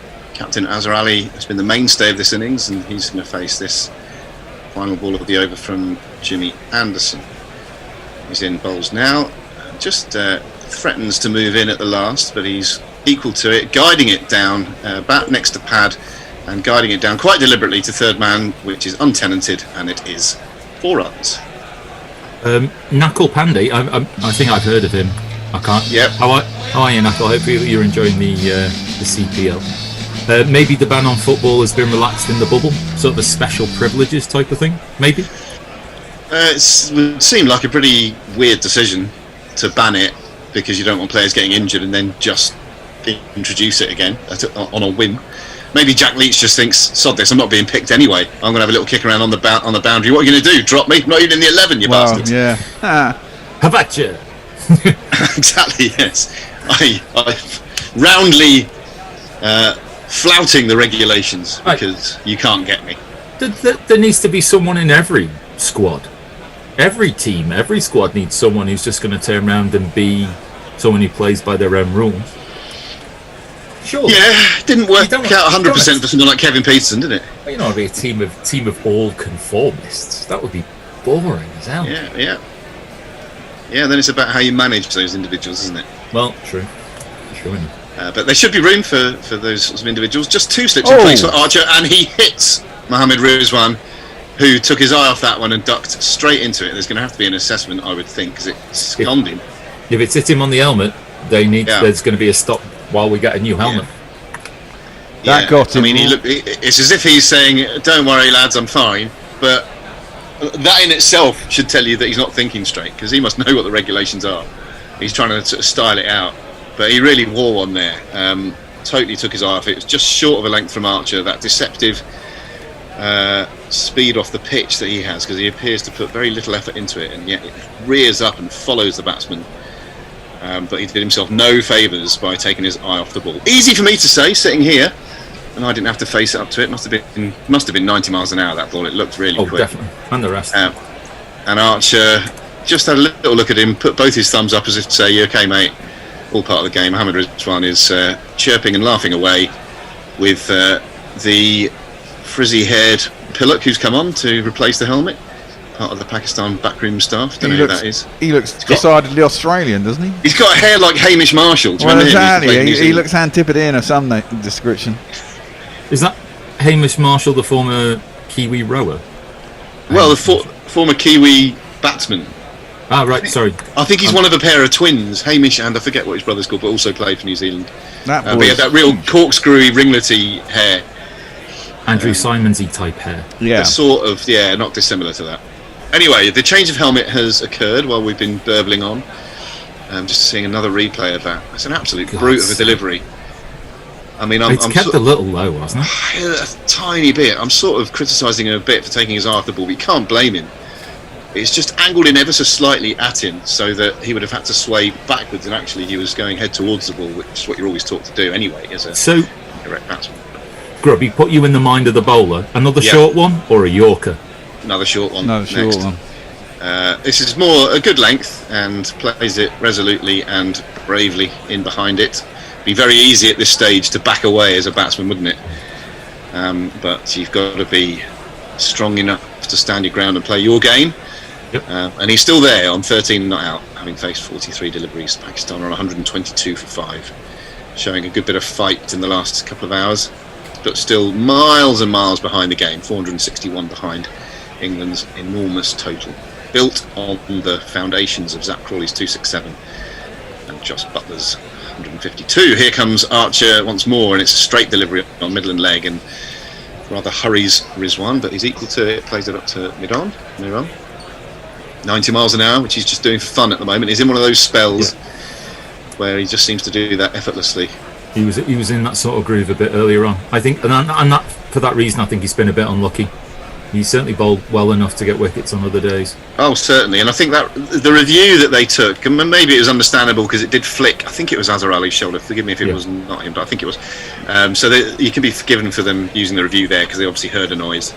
But another short one that Rizwan is able to duck under this time.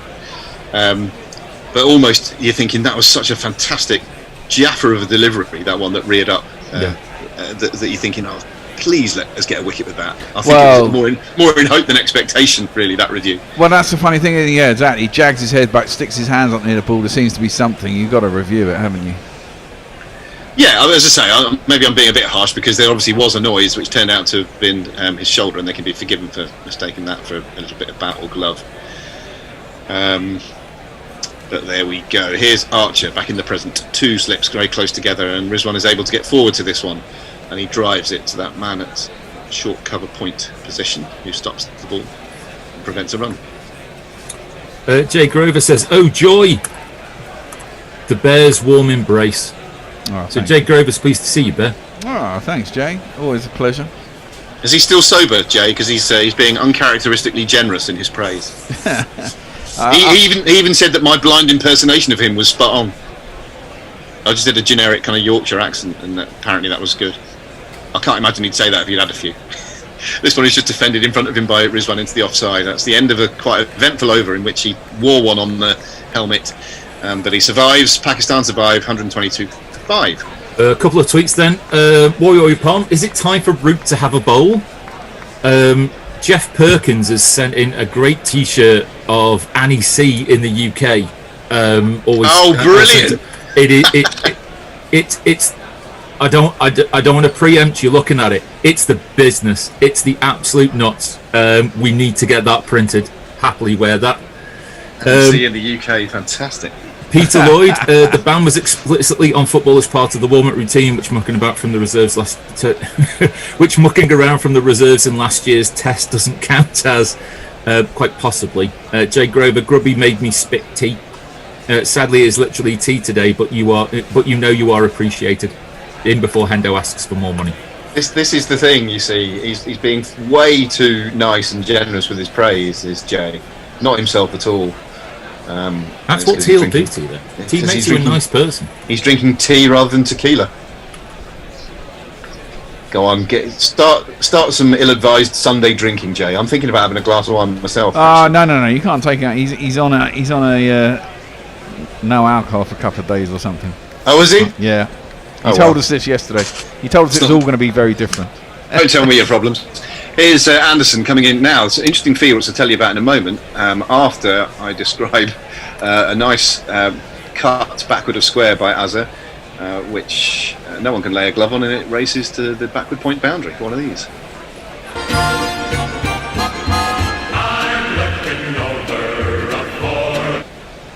The interesting field I was going to tell you about, we've got the two slips close together, and then in front of the wicket we've got both an on Hayden and an off Hayden. So, very straight short mid-off and a very straight short mid-on.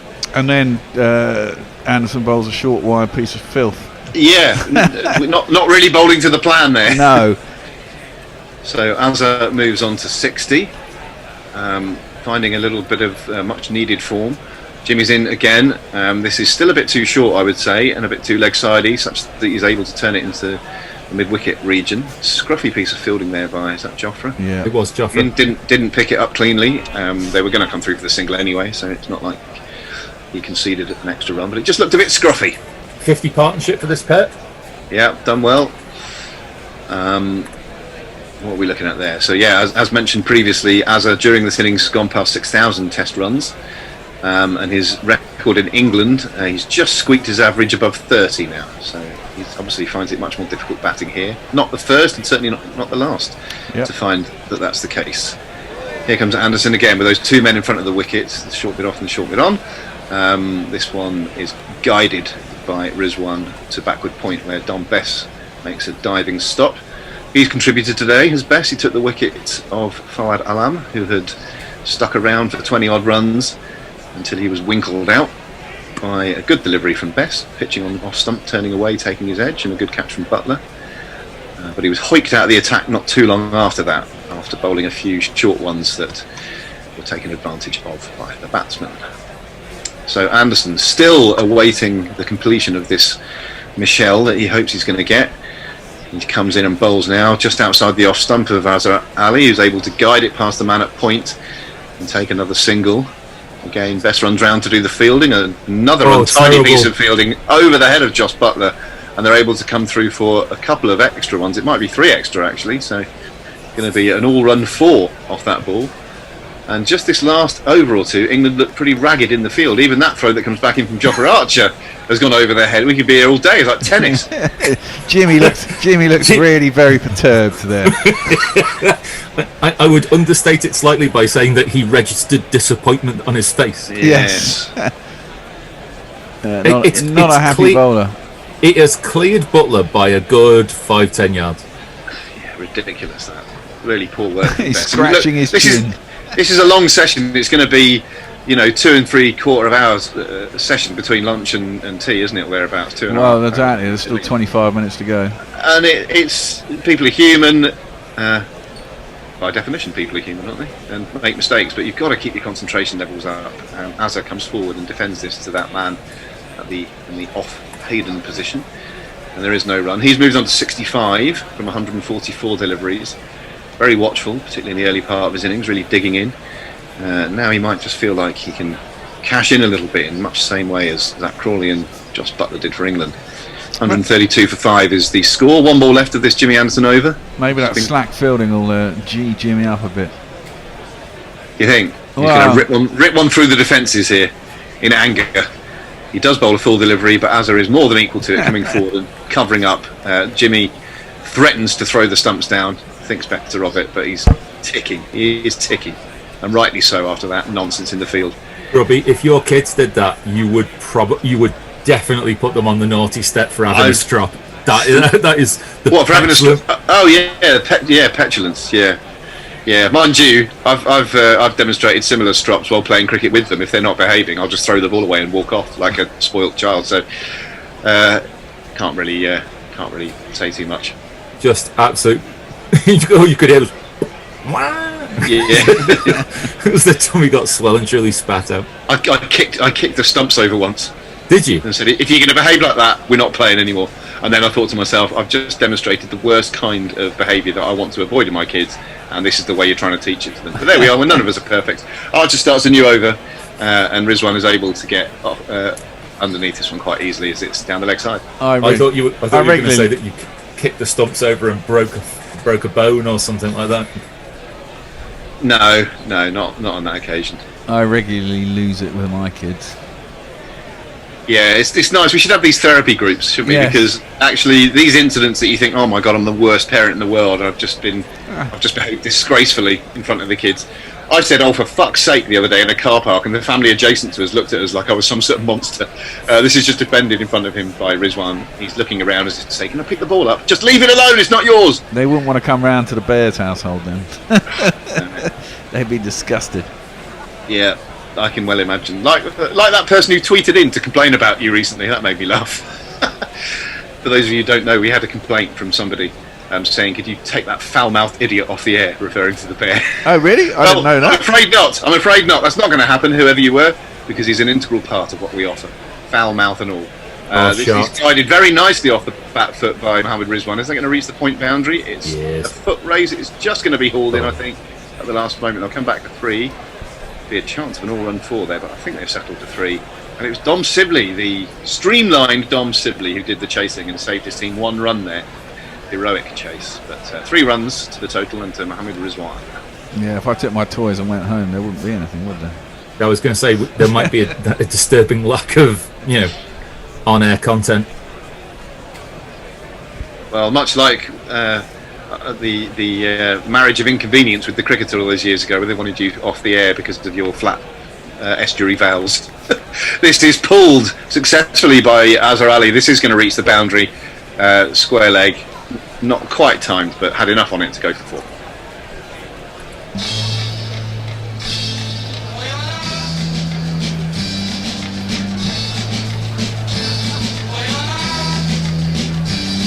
Pakistan making hay here. Well, they are just taking advantage of a little passage of play where the bowling has not been quite what it should be. The fielding has been well below par. And, you hang in there for long enough and you will get opportunities to score. You will do. Yeah, I know. Ollie Pope in that sort of deep short leg position. His hands above his head to protect himself there as this one just balloons up from the pad of Azhar in front of him, this latest delivery. There's 1 ball left in this Archer over. The score is 139 to 5. We must be getting fairly close to... I know, we've still got 20 minutes left of tea, haven't we? Yeah, exactly. Really long session. So we already started at 10 past 1, didn't we? Yeah. So that is 2 hours. Yeah, 2 3/4 hours. Yeah. Session. Feels like it's not even the same day. I know. I can't remember what I did before sitting down to this session. In my whole life, my earliest memory is just putting these headphones on. This is another short ball from Archer, which is quite easily ducked by Azhar. He has 69. The next session is going to be quite long as well. I mean, it's 4:15 all the way through till 7 potentially.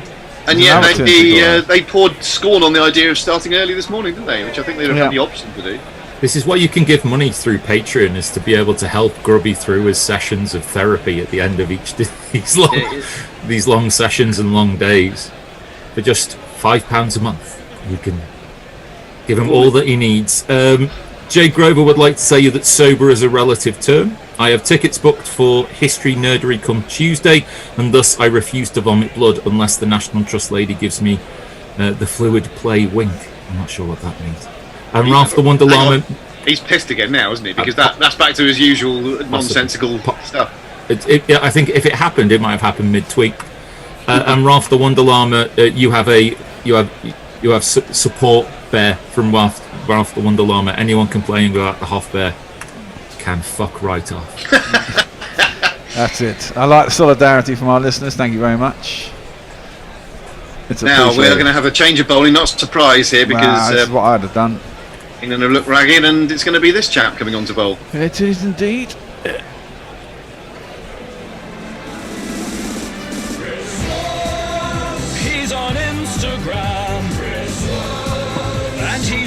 a fan.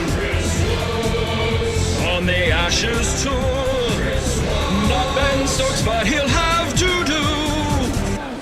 A lovely close-up at the moment of it. Is that a spaniel or something? Some kind of spaniel? It's some sort of spaniel. Beautiful sort of toffee brown coloured spaniel with floppy droopy ears, and I should imagine many thousands of viewers the country over will have just gone, Ah, that's the groundsman's dog, as I found out yesterday. oh, is it? Do you know the name of said dog? I don't. She looks like a bitch to me, and I mean that in the truest sense of the word. This is defended from the crease by Mohammad Rizwan, and there is no run. I would call her Toffee. Nice, isn't it? Ah, Shard, Faisal's joined us again. Ah, Hi, gentlemen. hello. I'll disappear and I'll let him take over. I'm here for you. So That's a no ball for that last delivery. It was, yes. Faisal, welcome back, my friend. Thank you very much. Would you like to take over your ball-by-ball duties, and I can retreat to the summarisers chair? Yeah, I'll do that. No problem. I'm absolutely just messed up with all these revised schedules and, the time difference that I have here in the US and the UK. Yeah. So, sure. well, we're at it. No worries. I had to send a quick email to Tony to get me sorted, so he did that. As we watch Woakes once again to Rizwan, gets another single. It's been a dogged partnership between Rizwan and the skipper Azhar Ali, who's fought it on, and he's batting on 69. Really fought hard for his runs, and Pakistan needed that from him. Yeah. No, it's been a good partnership. Yeah. It has. They've put on more than 50, these two now. Azhar has really been digging deep. Mohammad Rizwan took one to the helmet a couple of overs ago from Archer. I don't know if you saw that, Faisal. I did. It's fascinating passage of play. As this one is short of a length, and Azhar pushes it back onto the onside. That was a fascinating passage of play. As I said, Jofra Archer has really been running in and bowling consistently in and around 90, and that ball that Rizwan got, I mean, it was a nasty one. It was a brute, wasn't it? Yeah. Jofra Archer at his very best when he runs in like that. He's that X factor, and the excitement level just goes up when you see something like that. I mean, I know there are other skills in cricket as well. Broad, Anderson, Woakes. As we watch Woakes once again, Azhar Ali pushing forward off the inside edge onto the onside, no run. As I was saying, like, they bring different things to the table, but extreme pace is just something different, something on another level. Totally. There's something visceral about watching a bowler bowl at 90 plus miles an hour, and how a batsman at the other end deals with that. It's and if you've watched cricket live and sort of up close, it's like you can feel it as the ball thuds into the bat. Even if you're at the boundary, you can feel it. Yeah, absolutely. This is a big shot this time. Still appealing. Umpire. Bit high. Just give it a thought, but nothing doing. And as we know, England don't have any reviews. No reviews. Bit high, that, lads, I think. Yeah, my screen is very short. I need to wait for the replay to see. But it looked like it. Azhar was on the front foot. Yeah. Yeah, high. It's caught him on the top of the front. Big stride forward. Caught him on the front of the top of the front pad. So I'd say that would be at best umpire's call, if not missing. Yeah, and also on the impact as well, as he was forward. So impact would have been a marginally umpire's call on outside the line of off stump. Woakes once again charging in. Azhar Ali pushes off the back foot. Woakes threatens to throw the stumps down. Azhar Ali holds his ground. Woakes is another of those cricketers, very, very impressive, and especially in English conditions with the Duke ball. As we watch the replay, you were absolutely right about the height of the ball. It was just clipping on umpire's call. The impact was in line, so pretty close shout. I mean, England would have been tempted if they had the review, and they wouldn't have lost the review on that one. As Azhar pushes next one onto the offside for another dot ball. Good over from Woakes. Yeah, I think he chucked in the slower ball at the end there as well, didn't he? So a little bit of the one-day stuff coming into the Test match arena. What have England got to do to take wickets here? If you're Joe Root, guys, what are you going to do to try and get the breakthrough? I mean, I would be patient. As a matter of fact, given the fact that we're getting to the end of a long session, I would stick Dom Bess on at one end. Yeah. And I might think about short bursts of my seam attack at the other end. Yeah, absolutely. I would still persist with Jofra Archer till tee, and let him just run in. Probably go on a short pitch barrage as well. Just get a couple of fielders back, a short leg or a leg gully. Just try to test the batsman out for that little passage before tee, and if they're good enough, I mean, well played to them. But I think Root has gone the other way, like you were mentioning, and Dom Bess is coming back into the attack. Al he bowled pretty well earlier. Al very smugly putting his arms in the air there because he called that a minute in advance. I've been watching a lot of Red Dwarf. Smug mode. I love Red Dwarf. Yeah, but that's again, as they say, captaincy is an art, and the very best of them, they just go by their gut feeling, and they get it right more often than not. As Bess runs in, Rizwan off the front foot, off the inside edge. Another good delivery. Bess has got into a good rhythm until he got attacked on the latter half of his first spell, and he was promptly taken away. But before that, the wicket that he got of Fawad Alam was a very, very good delivery with turn and bounces. Once again, Rizwan off the front foot pushes it back to Dom Bess, and no run. I just don't get you're leading by 440 runs.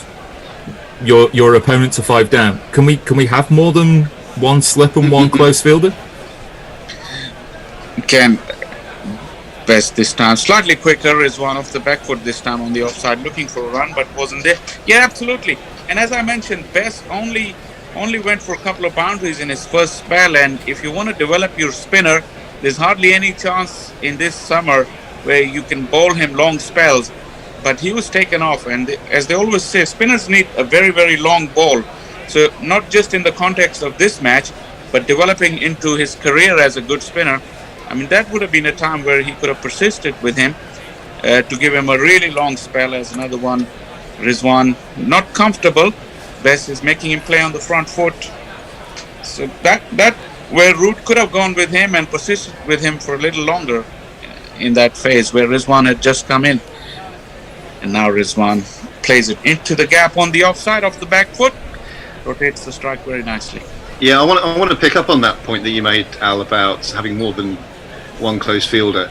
You absolutely could. I'm a big fan, even to the off spinner, to the right-hander, of having someone at silly point, if only because it puts a bit of doubt in the batsman's mind, makes him less likely to sort of dance down. He's been back and forth in his crease here, quite mobile, quite free in his movement, and that just puts a bit of doubt. And also, if you're then playing from the crease, more likely to get one to balloon up on the leg side.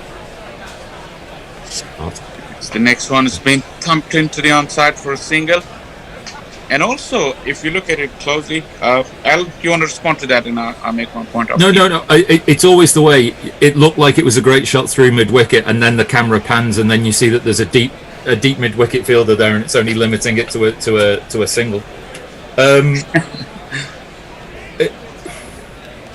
It just seems that you're giving like a third of the field in order to be able to go, well, you can just push into that and there's no problem. It seems to be bringing a spinner on to bowl defensively rather than offensively. So yeah, I would agree. I'd have a man at silly mid off or silly point, keep that man there at short leg, and possibly even bring in a second short leg just behind square. Runs are immaterial. Yeah, absolutely. And also because of Shaheen has bowled quite a lot, there's still a lot of rough on the outside the off stump of a right-hander batsman for Dom Bess to work with. So that would bore for another catcher close in. As we watch Woakes starting fresh over to Azhar Ali off the front foot. Slight change in the field for Woakes this time. They got a short mid-on for Azhar Ali. As we've noticed all his innings, he gets overbalanced and plays around his front pad. He's managed that quite well in this innings. But still England think that they can get him to drive uppishly straight down the ground and have that short mid-on catching with Woakes. And as also we saw Woakes was trying to change up his pace a little bit. Once again runs in. This one's down the leg side. Tumbling take from Joss Butler and no run at it. I think he's almost trying too many changes of pace at the moment, Chris Woakes. I think you can, again, just to use your word, Al, a bit of patience and just keep probing that line outside off stump. Got a couple of funky fielders in there, that's fine. And a good technical point you made there, Faisal, I think, about Azhar Ali not falling over to the offside with his head as much as he has done. Yeah, he's tried hard. He's tried very hard, and he mentioned in one of his press briefs as well as he plays the next one quietly back to Woakes that and remember he had a lot of knee issues. He had a very bad knee injury which kept him out for a while, and since he's made the comeback from that, he had that issues with his balance, but it's come to the fore so much that he's been working hard with batting coach Yunus Khan, and finally he has something to show for it during this series. Woakes once again runs in. This one once again straying down the left side. A bit of a wayward stuff from Chris Woakes in this over. A little bit. Yeah. At least, trying that Yorker length delivery, maybe trying that. Like we said, there's been an idea of that Ali's gone, started to fall over down leg side. But if you're going to want to try and correct your technique mid tour, I can't think of a better person to have in your ear than Yunus Khan. Yeah, absolutely. Yeah, he's very good and very hard working, as this one is hit straight down to that fielder at short mid-on that we were talking about earlier in the over. Yeah, Yunus Khan, I mean, there's always been two schools of thought. He had top experience at the top level, but he doesn't have the qualifying grades as a coach and an experience of working in a coaching role. So that's always has been a dilemma in the Pakistan setup, that all the top players, they retired, they've been at the top of their game, but they haven't got the necessary qualifications for a coach's job. This one's once again on the pads. Azhar tucks it neatly to fine leg for a single. That moves him to 71 in Pakistan, 144 for 5. I just have a couple of tweets to bring you up to date with. A couple of things from Jay Grover. Talks about that he's a sanguine person, but I missed the cricketer bobbins when I re-emerged from when Safer became GC. He then talks about me describing things as the other, embracing sexual practices defined as the other, being open-minded, but I'm sure you'll learn. He also says that he loves Grubby, but his love for Red Dwarf just confirms his mintitude. So congratulations with that. Craig Haslam, I watched The Edge last week. Do you feel that with the middle order of Crawley, Root, Stokes, Pope, Butler, we are getting nearer being the top team again? Which I'll let you discuss in the next over. Okay, as Best starts another over off the back foot. Another single, looking for 2, and gets it comfortably as Archer gets to the ball now. That's a well-run 3. Yeah, well done. Excellent running. Rizwan, he was the one who pushed it. Superb running. There was the amount of ground that Archer had to cover there to be able to field the ball. It was just a lovely late sort of wristy flick by Azhar to get the ball in front of slip but behind square. Yeah, and Archer had to go around. It was towards his left, so he had to turn around and make the throw, and Rizwan saw that. Excellent cricket from Pakistan. Bit of a recovery. Once again, Best plotted delivery to Rizwan, and he plays it quietly onto the offside. Yeah, so I think England have taken some strides, perhaps, to being where they need to be or where they want to be. Come back to that.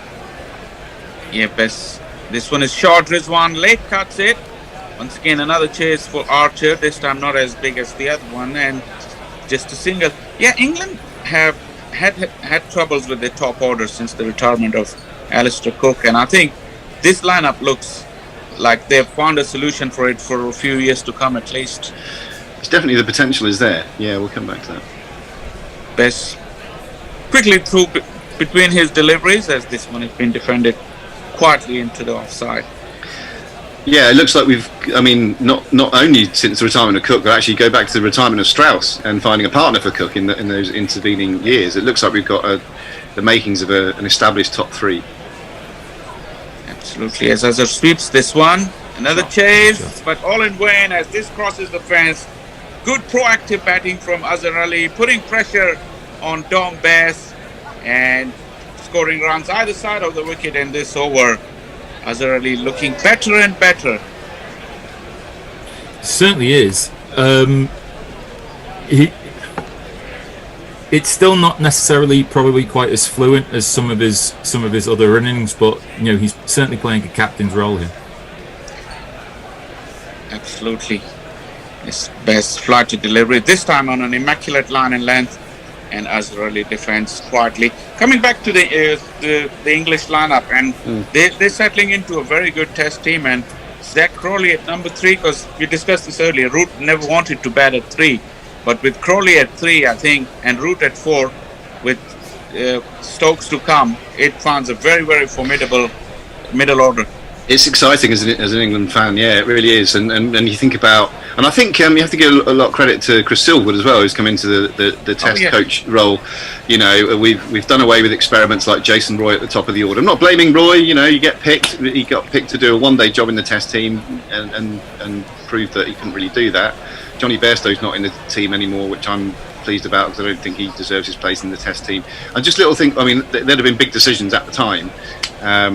And now you look at the players we do have, and then you add in someone like Ollie Pope, who looks like he could be an absolute world beater in the middle order.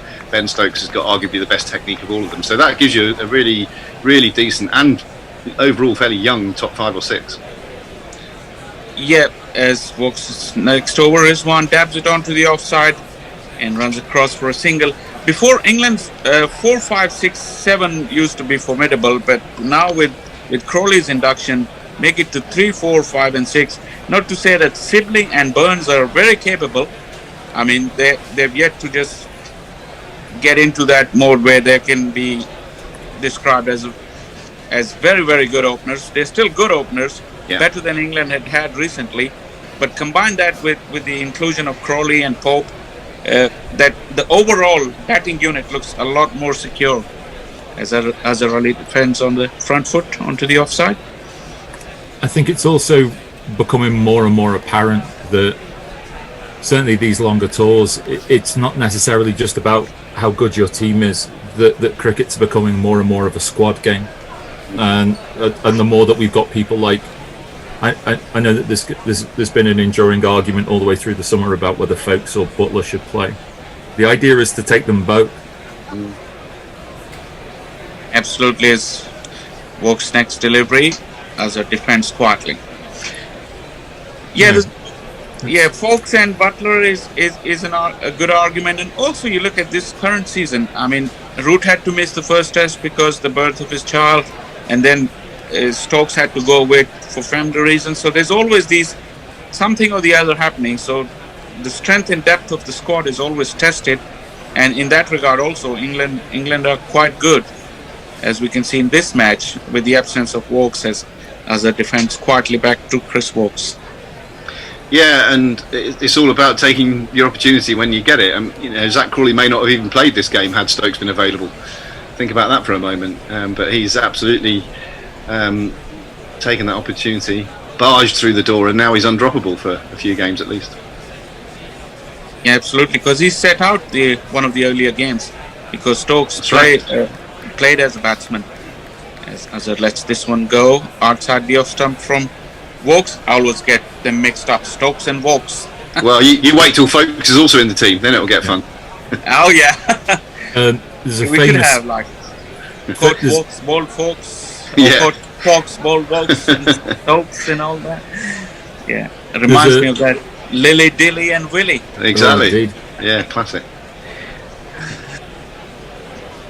Woakes runs in once again. Azhar Ali settles in, high back lift, plays it behind square off the edge, but all along the ground, and it will run into the fence. So boundary for Azhar Ali, a bit lucky, but he's earned that luck. He's played really nicely. He's still fighting hard.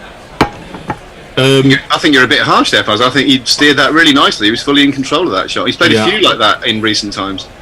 He seems to have reduced his back lift, and he seems to be, certainly in the last half hour, 3/4 of an hour, he seems to be more willing to just guide the ball as opposed to really, a full red-blooded drive at something. Probably he feels much in control now to play with a half a bat or angle bat right now at this stage of the innings. which would have been risky in the earlier part. You're right. Yeah. I have to give more credit to him. Anna Forsyth is joining us from T at Radlett and wants us to know that Middlesex are still crap at batting. Oh well. That's my mother-in-law's hometown, Radlett. I don't suppose she's there though. Well, what's that with Middlesex batting recently? They used to be pretty good. As we watch Best run in for the fresh over, Rizwan drives hard, finds the fielder at extra cover, and no run at it. I mean, update me on that Middlesex batting. I mean, I'm a bit out of sync with that. Where did that come from? Mr. Bishop would be the person to speak to about Middlesex woes. As Rizwan dabs it on the outside.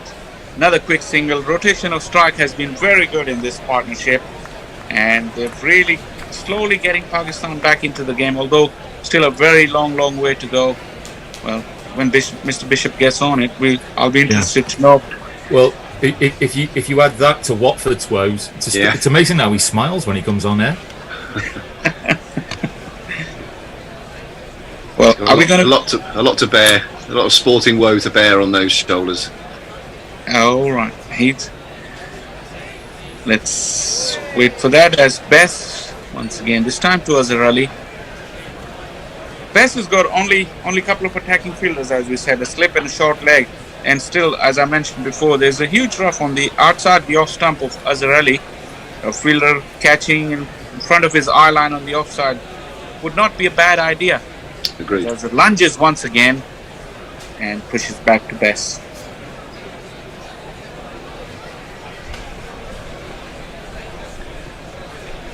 Josh Butler behind the stumps is much more confident. They took a beautiful catch off Bess. Bess runs in once again. Azhar Ali pushes back to the bowler, or actually mid on the onside, no runs. And talking of this debate about Bess and Leach, I mean, we had Anandi earlier. He said that Bess, in his opinion, was the best spinner in the country. I'll come back to you and ask you, gentlemen, about this, as the next one is slightly quicker. Azhar Ali very lucky. I think he's nicked that. I think he's nicked it, and Butler's dropped him. Now I think it's gonna take a replay or two, but there is the sharp intakes of breath all round. Looking at his body language, it may suggest. I think it's caught him on. I think it's caught him on the thigh. Maybe the thigh instead of the back. Which is deflected the ball into Butler's grill, off his gloves. That one held its line. No, he didn't hit it. He didn't. Straight one. Yeah, no nick. Relief for Butler. Still an ugly bit. It's still an ugly bit of wicket keeping though. Yeah, but as you said, though, it's difficult to criticise too much because it's taking a deflection right in front of his eyes. That is tea. Yeah, Pakistan has survived till tea. 158 for 5. Azhar Ali is batting on 82 and Rizwan 22. Good little session for Pakistan, I would say. Throw it to you, gentlemen. How do you think this session went?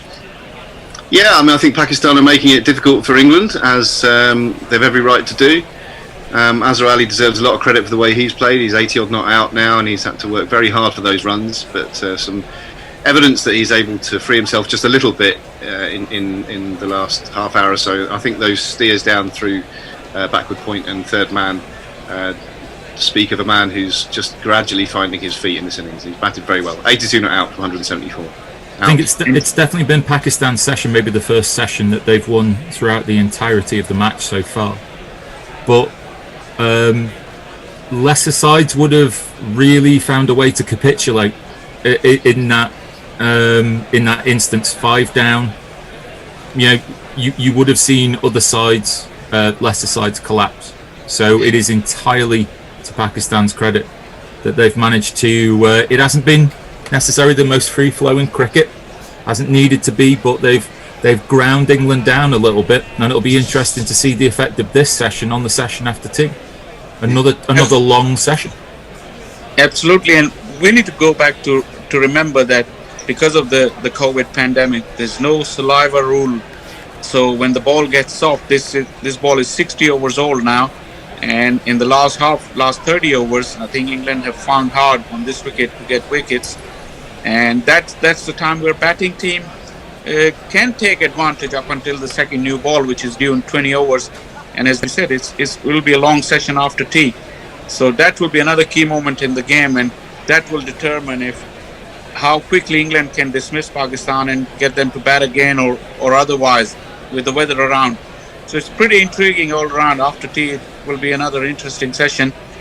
And I think with our timings, I think probably this will be my last stint. So it's been a pleasure to me to be with you guys. I just have to say this. Slightly marred by this rain and revised schedules, but I've thoroughly enjoyed it. And I've been following you guys, as I said, so it's been a pleasure.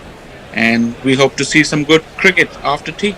Yeah, it's a great pleasure to have you as well. Yeah, so hopefully see you again in the not too distant future. I'm just looking to the green room with Bear. Are we going to put some highlights on or something? Here's a nod, an earth sign nod. We can continue, or I don't know, whatever. I probably need to get off because I've been here for the last 3 sessions, so just give people a break from me if nothing else. So I'll leave you guys to it, and no doubt you'll hear some other voices and possibly some highlights. Well, yeah, let's go back to the highlights. England versus Pakistan in the World Cup once again, 108 for 1. We're at, and we'll be back in about 12-15 minutes. Okay. Pakistan win the match. See ya. Well, we don't know yet. And Rakesh Raki says England will win the match. And there's lots of people on there saying who will win. They know more than we do. Evidently they do. But you're all welcome. So we'll have a change in the commentary at the end of this over as Ben Stokes is in, and this is jabbed by Babar Azam to third man. A lot of runs have gone down there, but only singles in the main. I think only singles gone to third man. We have had a 4 to third man. Have we? I remember playing the jingle. Fair enough. Yes, I remember you bringing in the Harry Lime music. Yeah, yes. Mix mastering. So a single though from that ball. So we're halfway through the over again with just the leg by and the single as Imam goes back on strike. Trent Bridge still not full, nowhere near full, which I think it's a bit disappointing really. England playing Pakistan in a World Cup match. This ball is hit quite hard to the man in the Jonty Rhodes position, who I think is Owen Morgan, who shies at the stumps at the Jason Roy. Shies at the same initials as Jonty Rhodes. Yes. And as indeed is Joe Root. Yes. And misses the stumps. He's a fine fielder, of course, Jason Roy. Why this match is not sold out, England against Pakistan at Nottingham, is beyond me, except that I suspect the tickets are both too difficult to get hold of and definitely too expensive. Well, I'll break off. Stokes is in, and this is pulled by Imam to deep square leg, and the man runs round there and returns. It's like a scrappy return to Joss Butler, and they're through for another single. Ben Stokes conceded 7 so far from 1.5 overs. Yesterday's match was one of the ones that I asked for in the ballot and didn't get, and then when I was watching it on TV I saw tons of empty seats in the Oval yesterday, and Busfield was tweeting me saying no, it's full. No, Steve, it wasn't. It wasn't just the corporate seats. There was loads of seats. 111 for 1. I just find it unbelievable. This ball's off an inside edge, almost goes back onto the stumps from Babar Azam, but it doesn't. Dribbles through to Joss Butler. It's the end of the over. 20 gone. Pakistan 111 for 1. Imam has 44. Babar Azam 21. Bet your way with Gorilla Cricket. We partnered with Betway to bring you daily World Cup special offers, available only to Gorilla Cricket listeners. Sign up at betway.com/GC Radio. That's betway.com/GC Radio. And help keep the bear up to his neck in beers. We get so terribly unruly without it. I mean, unmanageable. Turns into a bit of a bear, really. I know better what's that. Do you want that? No. I didn't think so. God, blimey, restricted view ticket at for this match is £100. I know, it's absolutely sold out. Well, where are they then? I'd quite like a restricted view at this point because it's pretty boring. Down the wicket to Moeen's first. Oh, what a catch! Another great catch. Not quite in the Ben Stokes class, but Chris Woakes has taken a tumbling catch at deep long off, and second wicket has fallen. Imam has gone for 44. You silly little boy, what on earth were you playing at? Oh! That was a lovely catch. Well, It looked he like a came good down shot. the wicket and he played an inside-out shot, trying to hit it over the offside. And of course, now outside the power plays, you can have two men back. Woakes was down on the long off boundary. He dived to his right and took a really good catch. It was quite sweetly timed. It was going away from him, and he dived sideways, took it with both hands. And as for some reason they roll over and they end up facing the crowd when they get up and salute them. I don't know if that's a kind of mathematical imperative, but a good catch. Imam, having done some hard work and battled through, has gone for 44 off 58 balls, caught Woakes, bowled Ali, and second wicket down. It's the England Devils number that's done it, 111. Second wicket down. They realised they had to get a bit of a move on. Babar Azam had just played a similar shot in the previous over, obviously as the right-hander, and put it wide of the guy at long off.